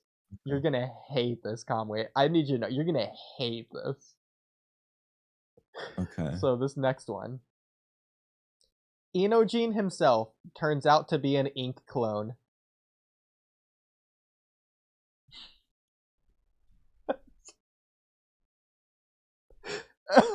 It would be cool in any other scenario besides what was set up in this chapter. Like, Imagine. it doesn't work with what the chapter did. Bro, imagine Zetsu stabbed Madara, and Madara turns into Kaguya, and then Kaguya poofs away because it was a shadow clone. The shadow clone. It's like the karma dissipating on Kawaki's karma seal. In this case, Kaguya just vanishes, like Thanos snapped away. Yeah, like that's just like shit. Madara comes around the corner. Haha, you fool! It was a shadow clone the whole time. Yeah. I always knew you were going to betray me. I love it. Okay.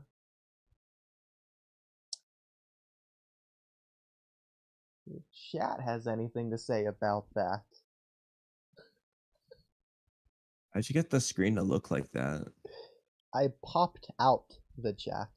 I think it looks slightly better, but it is pretty zoomed out still. Can I zoom in on this? Oh my god, I can. I like that. Alright. That's even better. Can I go more? How? Oh, that's the wrong way. I like that. That's cool. I mean, there's probably like There stream you ways go. to make this look way better, just inherently without having to do all this extra nonsense, but still. You guys are still live. Nice. That's right, God. Moneyman says Moneyman says sorry. In response to the thing he said before that. What's okay? Joker some actual questions, but mommy, Sakura, or Sakuna. So Sakura. that's a combination of Sakura and Sakuna. That's what I was thinking. And then What are the legacy? all right, money man, chill out. We get it. Sorry. Is And then Odd hi okay man. with the Kurama explanation? You know, Joker, I'm saving that for We haven't really last. gone to that yet. I'm saving it for last. Yeah. Don't you worry. I know that's the elephant in the room. I'm the man of the hour when it comes to that one. Don't you worry. I got a lot of thoughts. I had quite a bit to say during my stream about Sure. the Kurama thing, but that's gonna carry us for another month. Right. Because when I think like the first message I messaged you after I told you I read it, the immediate follow up was we have a lot to talk about. I was specifically referencing that. I forget the Inojin and Kurama stuff are gonna be the big two. Darshikage says he's a divine tree trapping her in a tree is just like in the anime over time the turn to like go. I agree. Oh, actually, that reminded me. The translation that you read was so Just assume goofy. I that almost Matsuri and forgot Bug about Clone are just sitting mine. and doing nothing That as a actually hideout. had For like now, something yes. to like bring up about it. Not just like literally, they are literally sitting there and doing nothing. Because that's what we saw Hidari was doing while Juro was reading dozens of books. He was sitting there doing nothing. I know, like, why isn't Matsuri showing up to go get Konohamaru right now? Okay, Kamui, my audio was going out again, so I didn't hear any of that. I said, why isn't Matsuri like in the village trying to Freaking eat crap! I just Konohamaru freaking right fixed it, now? but I unplugged it. Oh my god. Hang on. Say whatever things are ran. I'll eventually figure it out. So, like, can you hear me or not? Yeah, I can almost hear you. Hang on. Keep going. Say things. Oh,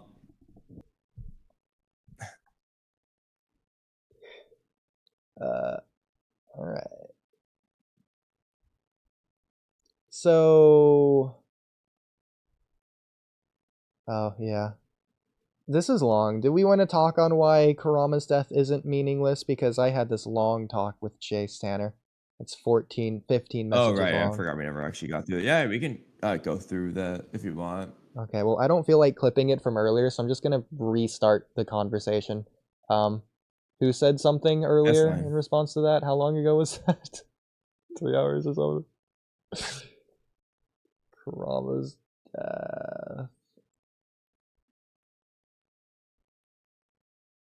I think it was asking about our thoughts on the death, or how it does it like undo it or something. Trying to find Oh, it. I got a question. Yeah, Where is I it? got a question. Does this defeat the Here it purpose of is. Kurama's death? Yeah, right there. Okay, so Sack Crash says, I got a question. Does this defeat the purpose of Kurama's death from Naruto? Even though we kinda knew he would return in some way.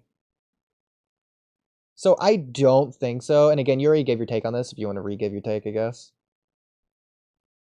Yeah. So I don't remember word for word what I said, but oh shoot, fuck, I wasn't paying attention. You know what, Kamui? Screw it. I don't feel like restarting this. I'll just clip it from Honestly, earlier. I think I'm gonna use my freaking balloons free continue now. I wasn't paying attention. Like I was just saving up money. Damn, I'm actually kind of pissed about that. I just wasn't paying attention. What round did you die to? Focus. I was on 95. I just a DDT blue went through. I just wasn't paying attention. I had like 15 grand. I could have easily like stopped it. I was on unpoppable. I was like, bro, I wasn't paying attention. I was just destroying all the rounds so quickly. I just didn't even think about it. What map? I don't even know what the name of this map is. It's like the 3 circles. One where there's 4 circles. Maybe it's probably called 4 circles. Oh no, there's 3 circles, and then there's like a water in the middle one. It's an easy map. I'm just going through all of them to get I'm just going through all of them, getting chimps mode and stuff. But right. Anyway, actually, sorry, I have 20 grand, not 15. But anyway. Yeah. So the purpose of Kurama's death. Let me go back to the comment. Honestly, Kamui, we can screw it. I'll just clip it from earlier. I don't feel like restarting the whole conversation. Hold on. Okay, fine. We'll keep going. Jeez. Sure. Yeah, I feel like I said it really well earlier. Okay. Well, do you want to say it again? Because it seems like you really want to. Like you're stopping me from continuing on. Well, I felt like I was letting you down. Okay.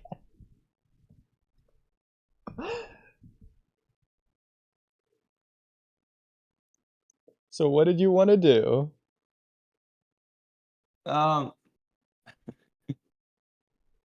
You can just clip it. Like I said it pretty well earlier.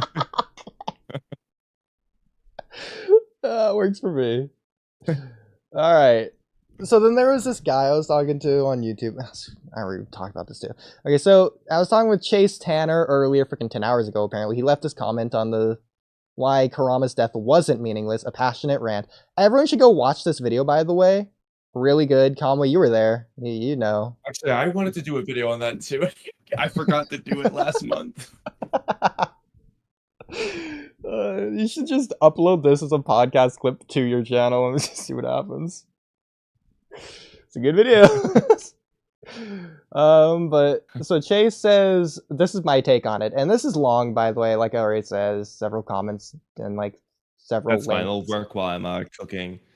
All right. Cooking stuff. So Chase says, this is my take on it.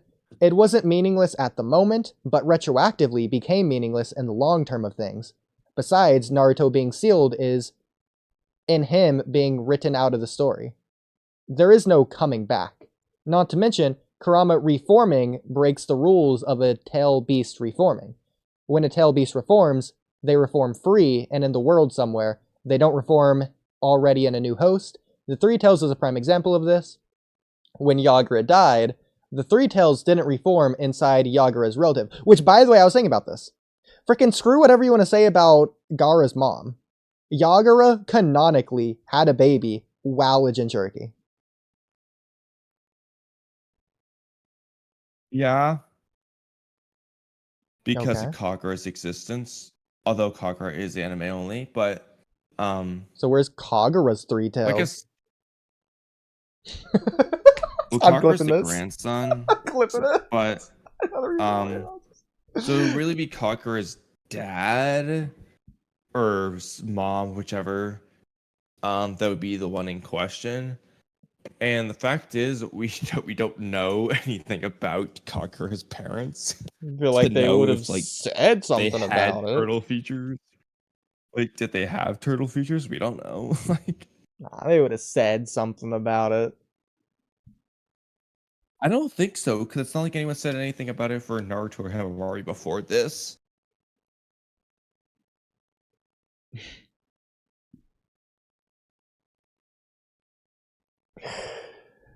Although in that one's case, you would say, why didn't it get reborn inside Yagura's kids? I guess would be the fair question. By the way, I heard a theory earlier, just unrelated. A theory earlier. The reason Kurama's stronger now, this doesn't make any sense. The theory is just blatantly, obviously wrong. Is the fact that like whenever any tail beast revives, they just revive much stronger. The Three Tails is the obvious debunk to that. Yeah, I don't think it looks any stronger at all. And Kurama's literally the strongest, and he's one of the ones who seemingly have never died before this. Yeah. Well, anyways, the point isn't that it doesn't make sense, it's about the writing, and so I don't really stick with the doesn't make sense angle, and neither does he. So I say, yeah, that's interesting. I disagree, but like I'll just entertain the idea. Yeah, that's interesting. What do you think about Might Guy? Do you think Eight Gates was made meaningless retroactively, but was meaningful in the moment? And that's in direct response to him saying it wasn't meaningless at the moment, but retroactively became meaningless in the long term of things, in reference to Kurama. So I'm curious what his thoughts are on this in terms of that. He says, not really. The Eight Gates were meant to be unique power system, so somebody like Lee could still be useful. But it is clearly meant to be a last resort technique, since using it at its full power kills you, Naruto reviving Might Guy aside. It is a power system that fits Lee, a person so determined to be a ninja, he was willing to do anything to be a good ninja. I see the Eight Gates as the perfect double-edged sword. You could achieve greatness when using it, but you won't live to enjoy the greatness you achieved. The truest definition of the ultimate sacrifice. And stop me at any point if you have something to say, otherwise I'll just keep going. I mean, I like a lot of what he said, but I do feel like to some extent you do have a little bit of the argument of, well, what's okay, but beyond the thematic aspect of what he's going for, the fact that my guy's still alive just kind of like doesn't work with half of what he said. Like, I like the idea, like the greatness, but you'll never live to see that greatness thing. But that doesn't apply to my guy because he is alive to see it. Because comparing the two things, he says Naruto reviving Might Guy aside in parentheses, but this should be like his entire complaint. Like, I apply that to up here. Well, Kurama's death isn't meaningless because, well, Kurama reforming inside Himawari aside in parentheses, and then the rest is the same. Kurama still died fighting Ishiki. So pick and choose. Exactly. So it's like the revival / saving of life is basically the same point. Like, that should be your complaint in this case, which applies to my guy's case. But the rest of what he said was really cool. Yeah. So I'm really trying to stretch the boundaries of his thought process here. So I say, all right. Well, what about Pain's invasion? They rebuilt the village, and Nagato brought everyone back to life. There was no lasting consequence. Was it made meaningless? His response is, it wasn't completely meaningless, which means it was to some degree meaningless in his idea. Sure, killing everybody and then reviving them after the fact was kinda pointless in the end, but it did achieve something. Through the act of convincing Nagato to revive everybody, Naruto finally achieves the village acceptance of him, something he has been wanting as much, if not more so, than being Hokage. To this day, some people still think the Pain arc was the best place to end the series because of that fact alone, myself not included. Well, that last part doesn't really matter. There's, like, I was gonna say, just with a quick side note about that thing, the ending the series with the Pain arc doesn't work. There has to be, like, you could do soon after, but there would need to be at least one more arc to tie up Obito, Sasuke, and preferably Kabuto too. Yeah. So, well, not preferably. You really just need to tie up Kabuto, or else it doesn't make sense. I think his response is interesting, though, because once again, about the Pain invasion, the two things I mention are the village being rebuilt and Nagato bringing everyone back to life. I don't mention Naruto, because that's the plot, not the story. So here, he is saying the plot was meaningless. Sure, killing everybody and then reviving them after the fact was kinda pointless in the end. It wasn't completely meaningless. It's not completely meaningless, not because of that part, because that part in his eyes is meaningless. The meaningful part, what it did achieve, was Naruto, the story. But I think you could apply that same thing to this Kurama death in Boruto. Yeah. Yes. Yeah. Because everything with that is meaningful in terms of Naruto. He loses his power, which is the obvious part, and then he loses a person, Kurama, and then there's like the literal, like, and it was for the sake of beating Ishiki. All that was there. Literally said he viewed him as a brother. So, yeah. It's like, so the loss of a brother and the power source and how that plays into the next arc is huge. So, like, literally, ignore what you want about Naruto himself. It doesn't diminish Kawaki. Like, Naruto not having Kawaki, Naruto not having Kurama is huge for Kawaki in the Code and Prophecy arcs. It's largely because he lost Kurama that he's driven to the extent that he is. Even in arguably, this is arguable because I don't know if this is up to interpretation. Arguably, because Kawaki saw Baryon mode, to some extent, if Kawaki knew what was going on there, to some extent, it had some level of an idea, then that could have been the thing that pushed him over the edge to come out during the countdown. He might have done it anyways because he loved Naruto, but I don't know if he loved Naruto enough to have come out in that moment if he hadn't seen firsthand Naruto in Baryon mode on the ground there with Ishiki over top him. Like, I don't know if Baryon mode it's matters. Not Baryon mode itself, but because Baryon mode he was in that situation in the first place, I guess. in a weird Not way. really, because Not really, that yeah. situation would have happened with KCM too. I don't I know, guess but he like just would have been more beaten up. to Like, some extent, you could argue some kind of tangential way. yeah, but like no, because that's like yeah, it like he got there because he wasn't strong. Not like and like he wasn't strong enough before barrier mode, and Ishiki would have just had an easier time putting Naruto in that position. Again, the point isn't seeing it, because the audience is supposed to think Naruto's gonna die, and we could apply that knowledge onto Kawaki. So it's regardless of if he has knowledge of Baryon mode, which he shouldn't, he could think Naruto's new form is going to kill him no matter what. Like But then I Ishiki don't know didn't that have why he knowledge of would Baryon mode, but he bother thought that. trying to save him. But then why bother trying to save Naruto? That makes sense. Like besides the farewell, this is our final goodbye type of thing. It's just like it's because Naruto he doesn't expect Naruto to die that he don't want to save his life. Well, he wanted to do that anyways, but it's more than just that. Ishiki was dying. I think Kawaki knew that. It's about more than But he just did, Naruto yes. there. He listened to Amato.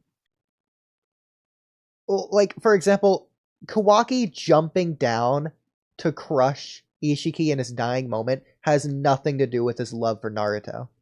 That's his hatred for Ishiki, and that's just selfish. like a It's stomp a on risk. Ishiki, yeah. It's when Ishiki's still alive, mind you. So, if anything, it's still a risk. Because that's his real body, too. Like, he's a purely emotional response there. It's arguably reckless, dangerous, and stupid. Like, Ishiki hypothetically could have won in that moment because he did that. And that endangers Naruto as well. So you could say Kawaki's a hypocrite even, to an extent. That's why I think it's about more than just Naruto there. But yeah. Yeah, you could say like the hatred of Ishiki, but Because like hypothetically, freaking Naruto knows flying Raiji, and at the last moment he just teleports away. If Ishiki's just like, alright, I'm giving you 10 seconds, come out, or else I'll be more mad. Kawaki's still coming out at that 10th second when Ishiki's dead. Because he wants to see him die with his own eyes. It doesn't matter if Naruto's there or not. Like, if Kawaki knew Ishiki was powerless, Kawaki's getting in there, and he's doing something. That is bro's abuser. yeah. Like the corner dog, he's gonna bite back. Stand up for himself, whatever you want to say. Anyways. Also, with the Naruto thing, I had one more thing I had to say on that. I forgot though. Oh, right. It does something for Naruto's character too, because you can say, sure, Naruto knew he was risking his life going to fight Ishiki, and maybe he knew he couldn't beat Ishiki, but like, Nanto kamo, he'll somehow find a way. That's like the Japanese saying, it's freaking ninja saying at this point. They'll find a way, no matter how impossible the odds. They'll tough it out, they'll figure something out. Naruto, I think this is the first time Naruto has knew even, he was going to die at the end of this, regardless if he wins or not. It's not about figuring something out. He chose to sacrifice himself. This is somewhat unlike the Momoshiki invasion at the beginning of Boruto at the Chunin exams. Because even if it's a sacrifice for his village, it just feels different because it's not his choice. To an extent it is, but like, it's forcing his hand, but like not really. This is different, to where he's the one activating it. He's told he's gonna kill him. He's like, well, it's also like, because this arc's all about conviction, especially Boruto's conviction, his resolve as a ninja. Naruto says he's been resolved to do this since the day he became Hokage. No, since the day he decided to become Hokage. Like, all that is story because of Baryon mode. because of Kurama's sacrifice, to an extent. You wouldn't get that without Kurama's sacrifice, to an extent. But yeah. Moving on. Yeah, I mean, I realistically speaking, for both Naruto and Kawaki, it's just like that doesn't go away. Like, even if you want to say like Kurama's sacrifice brought out like a side of Naruto, like the whole you know, I was planning to do this ever since just the fact that Naruto's like willing to do this. I don't know, like he's willing to go this far for like Kawaki in the world. Like, you know, it's just like you're bringing, I guess he's already there, but it's just like it's still bringing that to the forefront. And Kurama coming back doesn't undo that. You know, like Yeah. Like, mind you, Naruto's a flat character. He's not a round character. The point is that he doesn't change. And so he's been willing to do this the whole time, like he said, but it's about pushing him to see if he's going to stay the same. Because the antagonists are trying to make him change, to go back on his word, to give up his ninja way, to give up in general. It's similar to Rick Grimes. We know he's not going to give up on his family, but like if you push him far enough, maybe he will. Same with Naruto. That's the point. That's the dynamic there. It's almost the opposite of usual, to where a character needs to change in order to overcome the bad guy. In this case, it's about not changing to overcome them specifically, which is sort of weird, but yeah, it's the way it goes. So anyways, getting back to this conversation, I say, in response to his pain stuff, yeah, I'm also not including that list, but it's interesting you say that. So one factor it comes down to for you is whether or not a scene achieves something. In the Kurama case, it achieved defeating Ishiki. In the 8 Gates case, it achieved stalling long enough for Naruto, and it just cuts off. It's supposed to say and Sasuke. I don't know why it cuts off. Because I'm too zoomed in.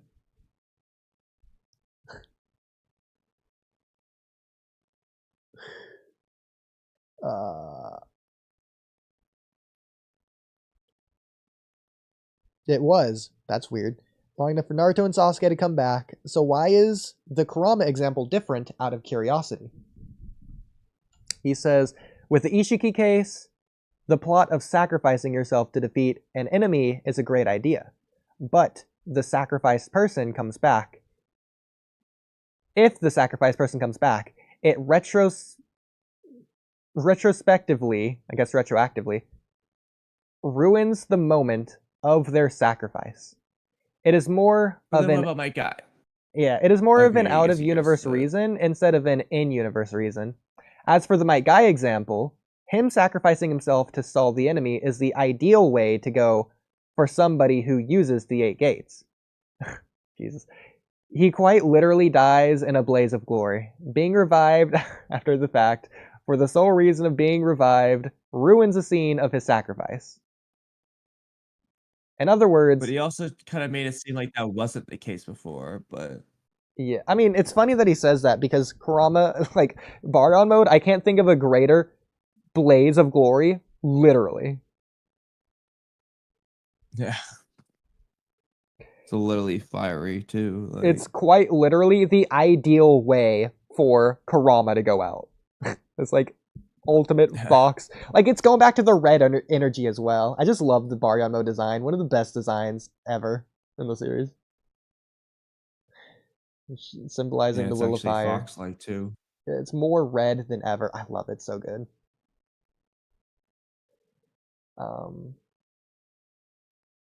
In other words, these moments were great when they happen, but retroactively become worse in the long run due to the sacrifices being undone.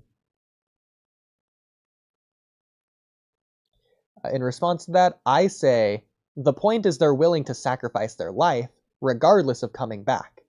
Everyone is going to die someday, so something like that would only matter for immortal beings, in my opinion. I would agree if they were never actually going to die in the first place, but that's not what's happening here. He did still die, even if just for a time, so I see it as just as impactful personally. His response... I feel like it just... Go ahead. It's more like a lasting impression of the death versus the impact of the death. Like, the death has the same impact in the story, but it might leave a different lasting impression on you, or maybe even a different impact on you because they came back and so it wasn't permanent. But in terms of the story, I don't think it changes it. Yeah. It's just how it feels for you. The stupidest argument in this idea is, oh, well, why would I care when I just know he's going to come back in the future? The problem with that is, it's not in terms of the universe that they're referring to in that moment. It's in terms of the audience. And this isn't a single movie that's only played once. This isn't real life. You have the episodes. If you go back to a previous episode, you just watched Kurama being alive. That's the same thing. That should diminish his death just as much. Because he should be gone for you. But he's not gone for you. He's there whenever you watch him in a previous episode. You know, I don't know if you use this example, but I think you did indirectly anyway, but I feel like a really good example would have been Kakashi in the Pain arc. Thoughts on that? Which is a little bit of a different discussion but like, I feel like most people would say, no, I do not wish Kakashi stayed dead for obvious reasons, just Obito dynamic, for example. Yeah. Hypothetically, what if Kurama just gets like greatness like that? Not have to be the same thing, but like, we don't know what's going to come of it. So it's like, without knowing, obviously if he does nothing in the future, then it's like, okay, what's the point? But like, if he does worthwhile things, it's like a little bit too early to judge anyway. The Kakashi example's good. The reason I went more broad is actually for a very particular reason, because I did think about the Kakashi thing. The Kakashi thing is implied in the pain invasion that I mentioned with him reviving everyone. But more specific, I guess more broadly speaking, I wanted to gauge his reaction not only to that, but as goofy as it sounds, the fact that the village was rebuilt. Regardless of the people, the village was undestroyed. Does that diminish the impact not only of the fact that everyone was brought back, but also the fact that the village was rebuilt? Those are two separate ideas. I want to like, it's almost like plot versus story right there. I wanted to see if he had something to say, and like he just didn't say anything at all on it. That's fine, I guess. Anyway. Yeah, but I mean, it is a good valid point, because if the village getting rebuilt doesn't reduce the impact of the village being destroyed, then what's the difference? Yeah. So in response to the thing I said, I see it just as impactful personally. He says, it ruins the fact it was a sacrifice.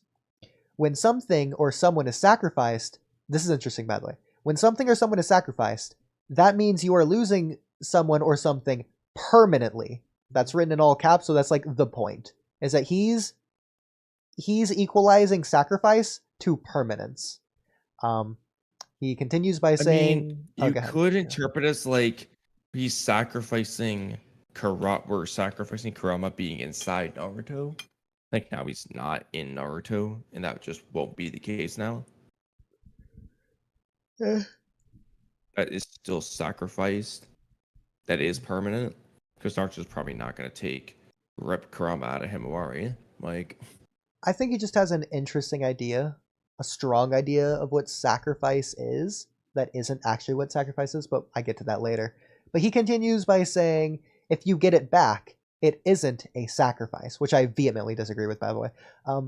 continues by saying, It is was a sacrifice. Yeah. So he says it is a temporary loss, or even in some cases, a setback, but not a sacrifice. He even capitalizes the word not. Sacrifices have a feeling of It's being permanent. See, that's the problem. This is a different. There's a temporary sacrifice and permanent sacrifice, and these are Yeah. just two different types of sacrifices. He's assuming they're all permanent, but that just isn't true. You Yeah. can easily have a temporary sacrifice. I clarify that in my next response, but really quick, he continues by saying, so if it isn't permanent, it isn't really a sacrifice, which, as you just debunked, isn't true. And he says, Sasuke's missing arm is a sacrifice, Kurama's death / Might Guy's death, and their later reformed / revived isn't. So let this sink in. He's saying Might Guy didn't make a sacrifice. Yeah. It's kind of crazy to say that out loud, but Yeah, it's just like it's like he has a very narrow-minded view of sacrifices, I guess. Yeah. But I respond, interesting. I don't see it that way. For me, it isn't about the permanence, because all life is temporary. What's the meaning of life? We live to try and find its meaning while we're still alive. Otherwise, all life is meaningless and there is no purpose or impact behind anything we ever do. Sacrifices have meaning because of the decision. So instead of permanence, I'm putting it to like the will of it, the decision to do it, is what I'm doing. So I say, it's a choice to lose something or to do something. It's the willingness behind it because that's what gives life its meaning. A sacrifice can't have meaning unless life itself is first meaningful. I think that's really interesting. Because, like, Yeah. if you have a meaningless life and, like, you believe it and you make the audience believe it, and then that meaningless life is sacrificed, that doesn't matter. Yeah. Yeah. It has to have meaning for the sacrifice to matter. Exactly. The thing has they to give be up has to something matter. important. Yeah. Because Exactly. it's not the sacrifice that matters. It's the thing they give up and what it means to give it up. Exactly. Yeah. I continue by Like, saying, if you sacrifice an apple, it's like, okay, like, who cares? Yeah. So this next part is me nitpicking his idea of the permanence thing. You already did it, but I did it here too in a different way. I say, and even then, sacrifices in general aren't always permanent.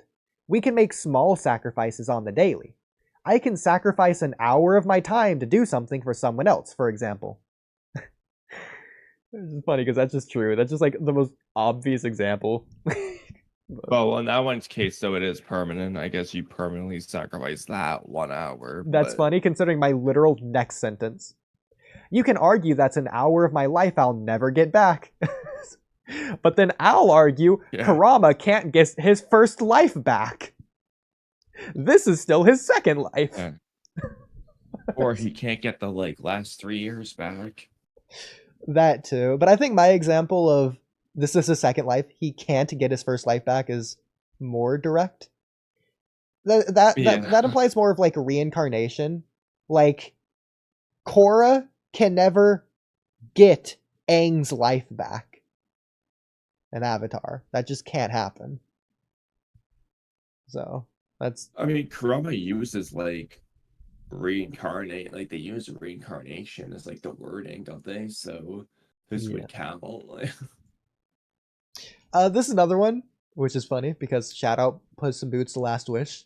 If you remember, we talked about that movie. But let's say a cat has 9 lives. It could sacrifice its first life. It still has 8 more, but it still sacrificed its life. And that sacrifice means as much as that one individual life meant. The meaning isn't divided into 9, but rather it has the potential to be multiplied by 9. Yeah. Because that first life of that cat means as much as that cat puts into the value of that life.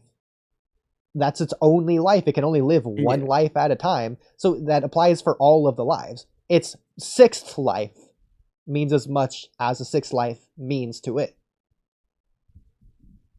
Well, yeah, like it means as much as a normal life. He just has Exactly. 9 of them. Exactly.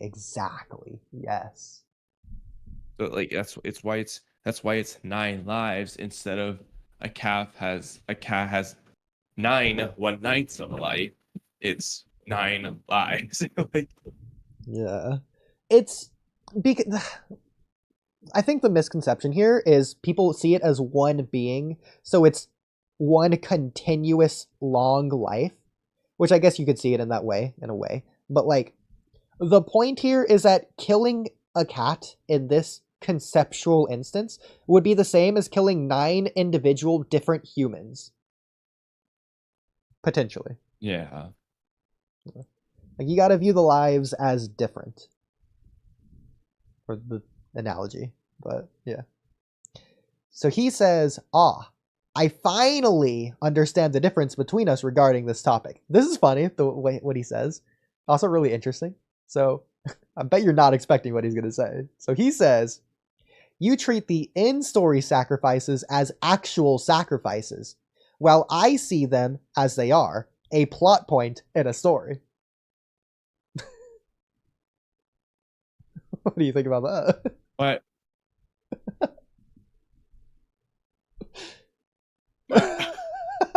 but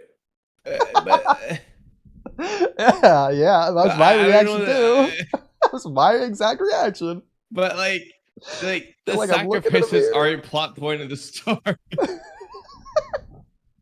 So like exactly, like, so the fact that it was a sacrifice is a plot point in the story, and that remains true.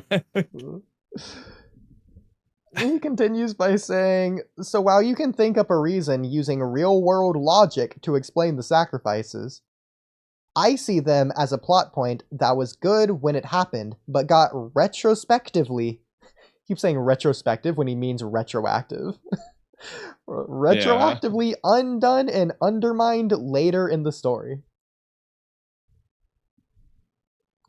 See, like, but for I don't know if you get into Kawaki, but like, I don't see how you can possibly argue that Kurama returning inside Himawari undoes Kawaki's feelings about Naruto in the Code arc. Or like Naruto just being straight up being weaker. Like that doesn't go away. Naruto still doesn't have Kurama. Like this is a lasting impact that will not change. Now, if Kurama was reincarnated inside Naruto, even that still doesn't change the Kawaki part. Like, because Kawaki felt the way he did when Naruto didn't have Kurama. And even then, Naruto still... Or even here's another one. Let's just say Sasuke gets his Rinnegan back now. I don't think that undermines the way Boruto felt at the time, being afraid of Momoshiki taking over because of what he did to Sasuke.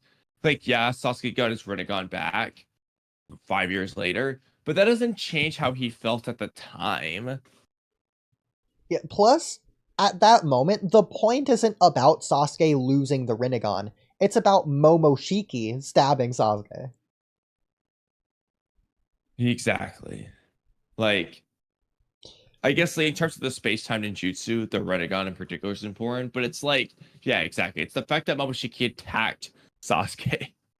The thing with sacrifices, the only times where they don't matter and they do become meaningless retroactively is when it's a fake out death.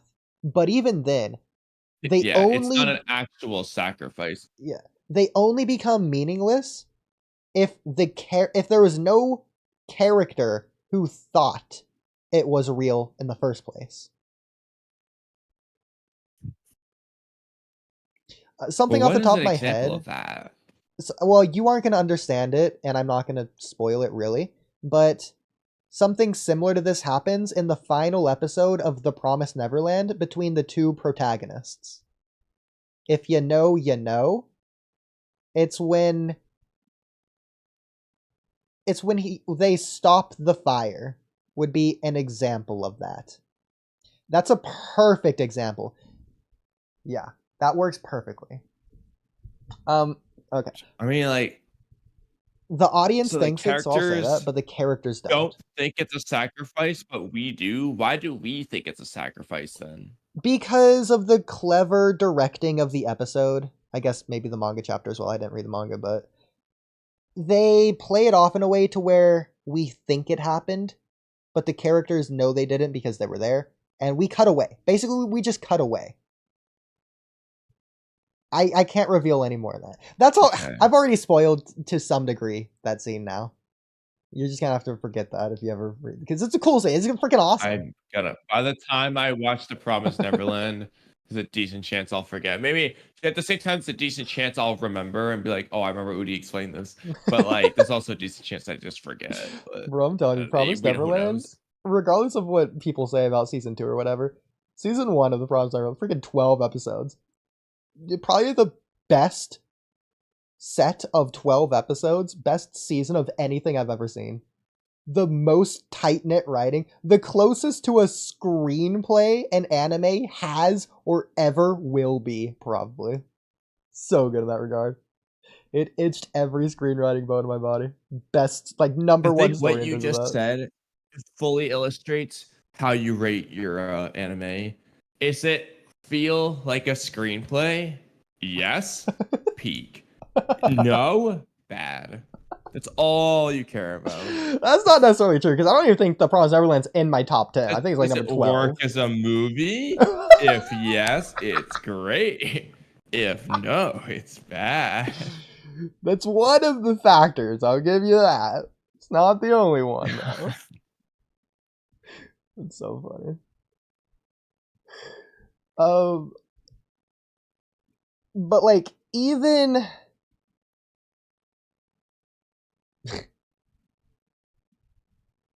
hi, man. Oh, Blanco hey, asked, buddy, man.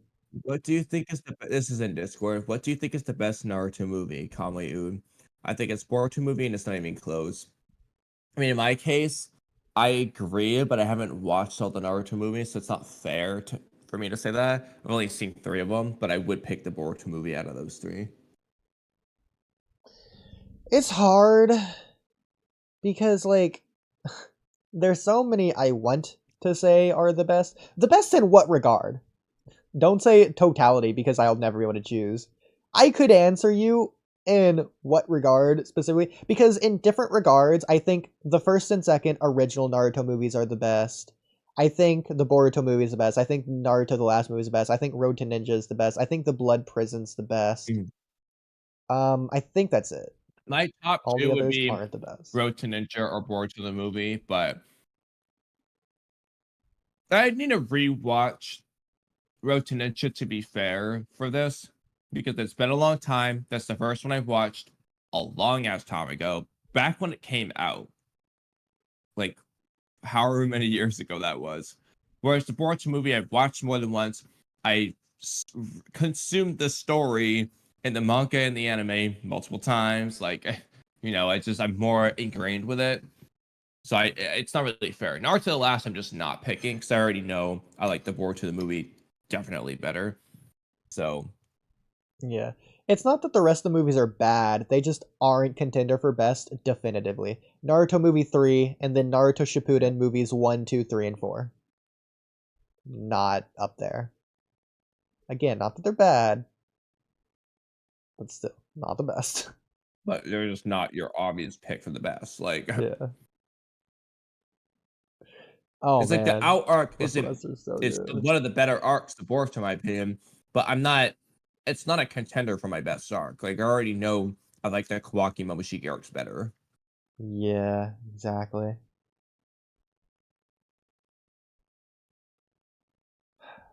Okay. I'm glad we answered that one. Reading chat here. Oh, by the way, okay, so that the comment section was done. That was actually all the comments for that. The rest was just like us talking in general about whatever I invited him on the podcast. This is funny. This is really funny. You're gonna laugh at this. So he says, I don't use Discord, so that would be difficult, but I would love to.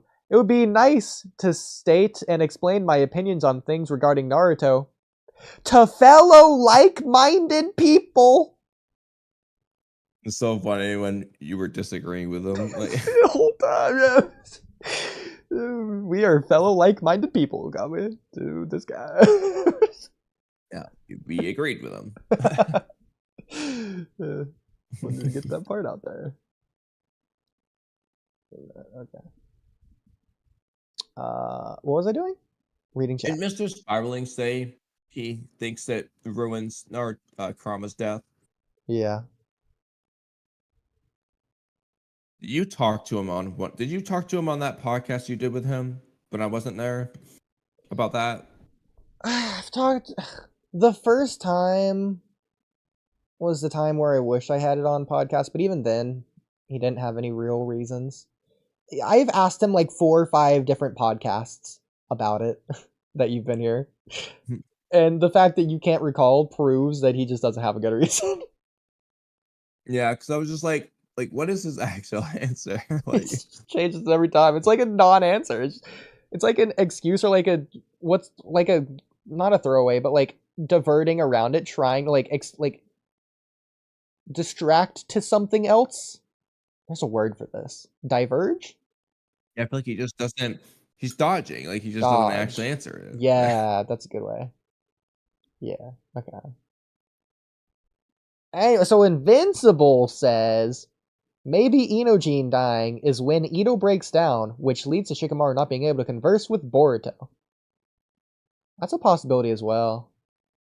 When a really tense moment's going on, like maybe right before Boruto goes Momoshiki mode, or like right before Kawaki does something crazy.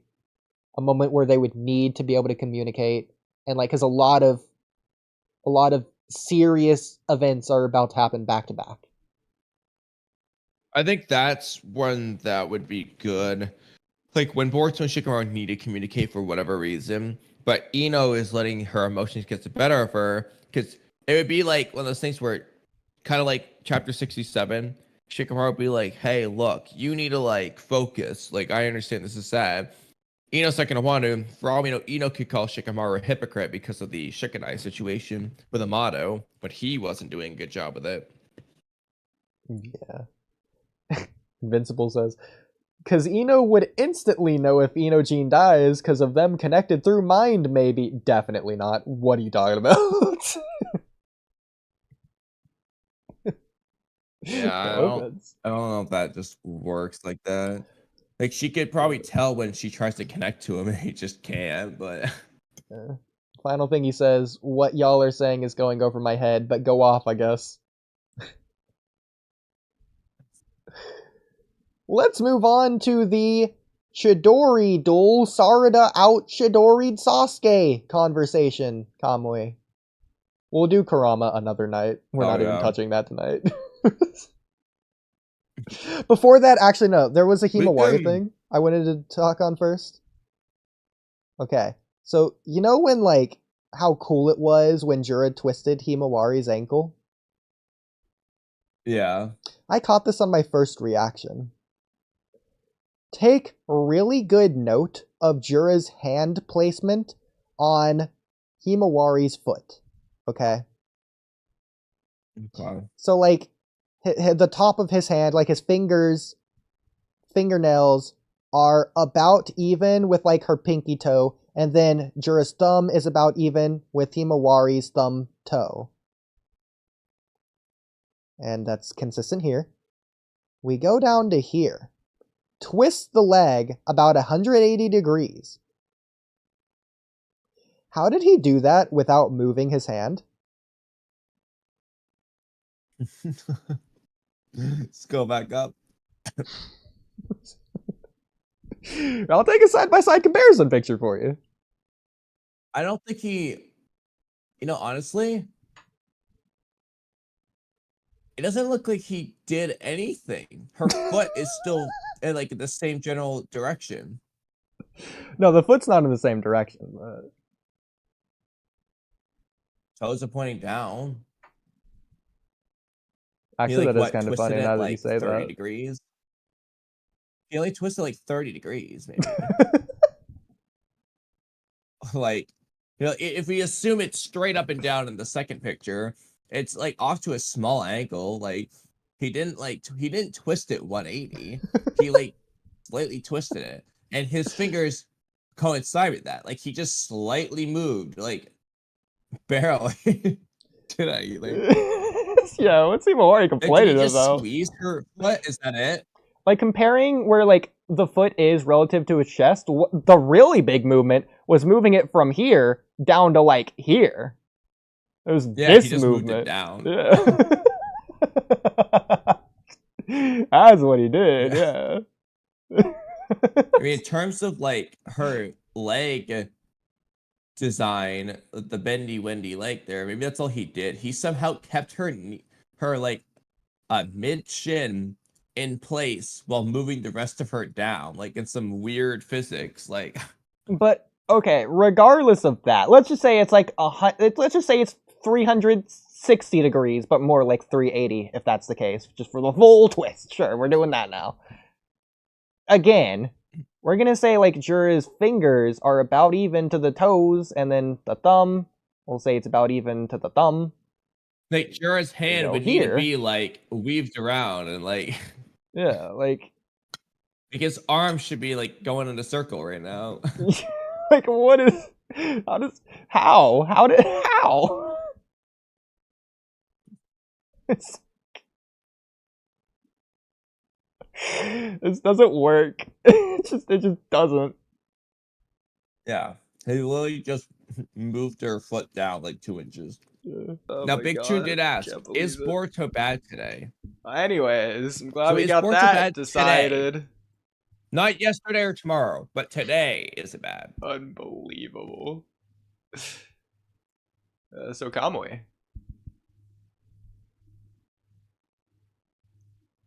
So Kamui. Do you hate the new chapter, Oodie? Hello? Hi. You just said so Kamui. So Well, Kamui thank what? Yeah, I get to okay. So is Boruto bad today? Yeah, today. Today. Okay. Specifically today. Do you guys hate the new chapter? No, I don't hate it. Yeah, me either. Alright, on to the Sarada Tidari Chidori. And I guess we can end stream with that, probably. Because How long have we been going? 5 hours, 40 minutes. Honestly, this might be too long. Is there any other small things we should do quick? What happened in this chapter again?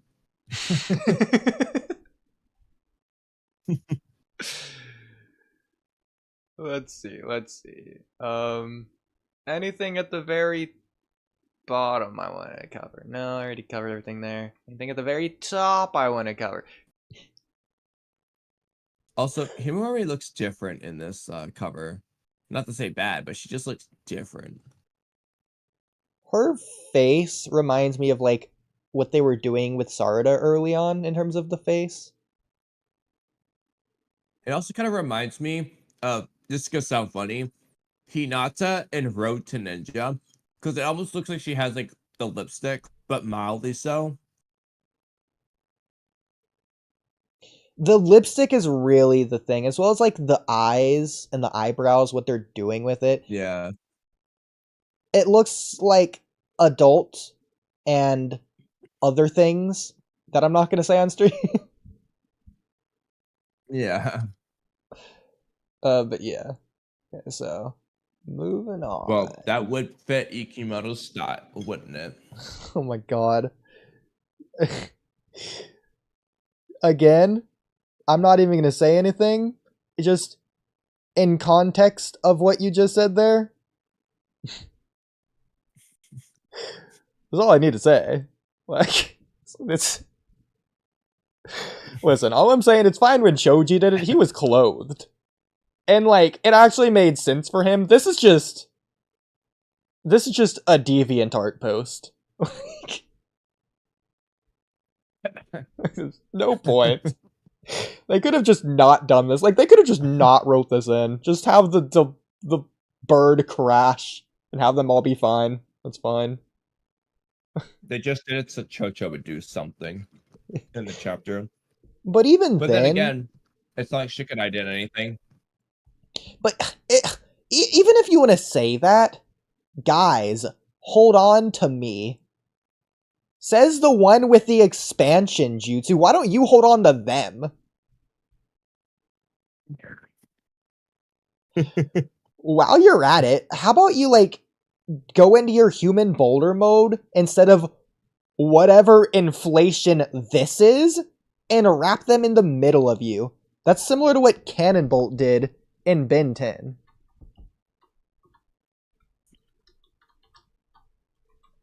Why doesn't Chocho just like use the regular expansion jutsu? Just like get this super expansion jutsu. She's got butterfly mode. Surely she can do the super expansion jutsu. So I doubt I'll ever be able to find a clip of it here. But here's Cannonbolt. And here's like, he can like wrap up in the same way as like Human Boulder. But like, he can like hug you to where like you're in the middle of it, like a pod. Almost like a space pod. I don't really think Chocho can just like do that, but I mean, if Cannonbolt can do it, surely Chocho can. I don't know how he does it there, but Chocho just expands. She doesn't like wrap herself up. I'm gonna try and find a scene of it.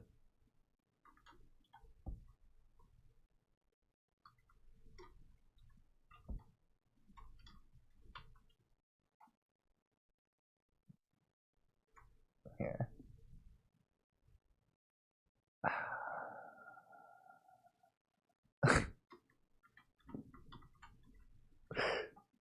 We need to end soon.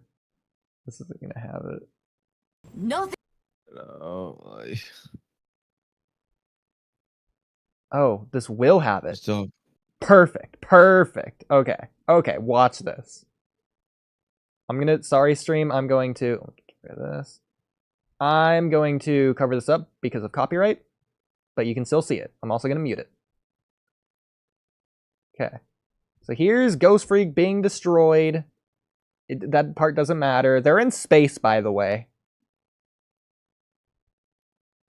They're falling to Earth. They gotta get there safely. I'm gonna speed this up. Okay. He's in Cannonbolt. I wish you could see it, but like the point is there's people in there. This is how they get back to Earth. Yeah. Then he undoes, and there you go. There you go. That's like freaking frame by frame. Why couldn't they have just done that? You know, like Human that's Boulder. not how that works with Unhuman Chocho. Boulder. Nah. I don't see why not. So how the Human Boulder works, though, she doesn't wrap herself up. Yeah, but it looks like it in the animation.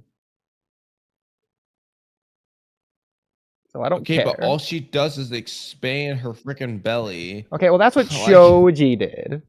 Chocho can do it differently. Send evidence to support that. Well, like, no. I mean, she should do it differently.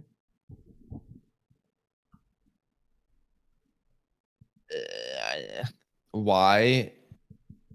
She's not Choji. She's Chocho. That's different. That's the themes of Boruto. Plus, it's expanding on the jutsu, Okay, which is but it's the expansion jutsu. The Well, there you rest go. of their jutsu. No, it's taking a jutsu and it's like Sorry. adding on to it. Thank you. Didn't even mean to do it. You know, I'm fine with it because of expanding the expansion jutsu. But it's like any other jutsu when you add your own thing to make it your own unique thing. You're taking a foundation and you're building on top Yeah, of but it. it's not like Naruto's Rasengan is different from the Rasengan. If Chocho made a super expansion cannonball jutsu, that's just a slight variation, whatever, that's fine. But as long as she's using the expansion jutsu, it should be the expansion jutsu. Like, Okay, well, to be fair, I wasn't even talking like about even expansion. I was talking about human boulder Choji's jutsu. spiky human boulder jutsu is a different jutsu from the expansion jutsu. Okay, it's not a different jutsu. It's a different technique. It's the same ninjutsu. Jutsu is a technique. It's a ninja technique. So it is a different jutsu. I hate you.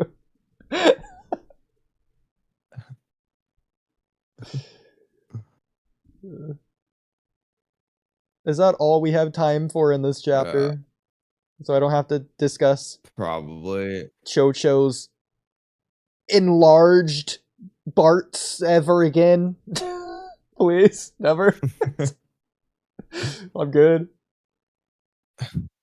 Look at how, like, we had, what, 4 panels of it, by the way. It's like, not just that, like, big panels. This is practically a page here, and another, like, half a page. This is like a page and a half. A big belly Chocho. We're done here. Over and out stream. Don't care anymore. Yeah. I don't know what we're gonna do. So much to say about Hidari and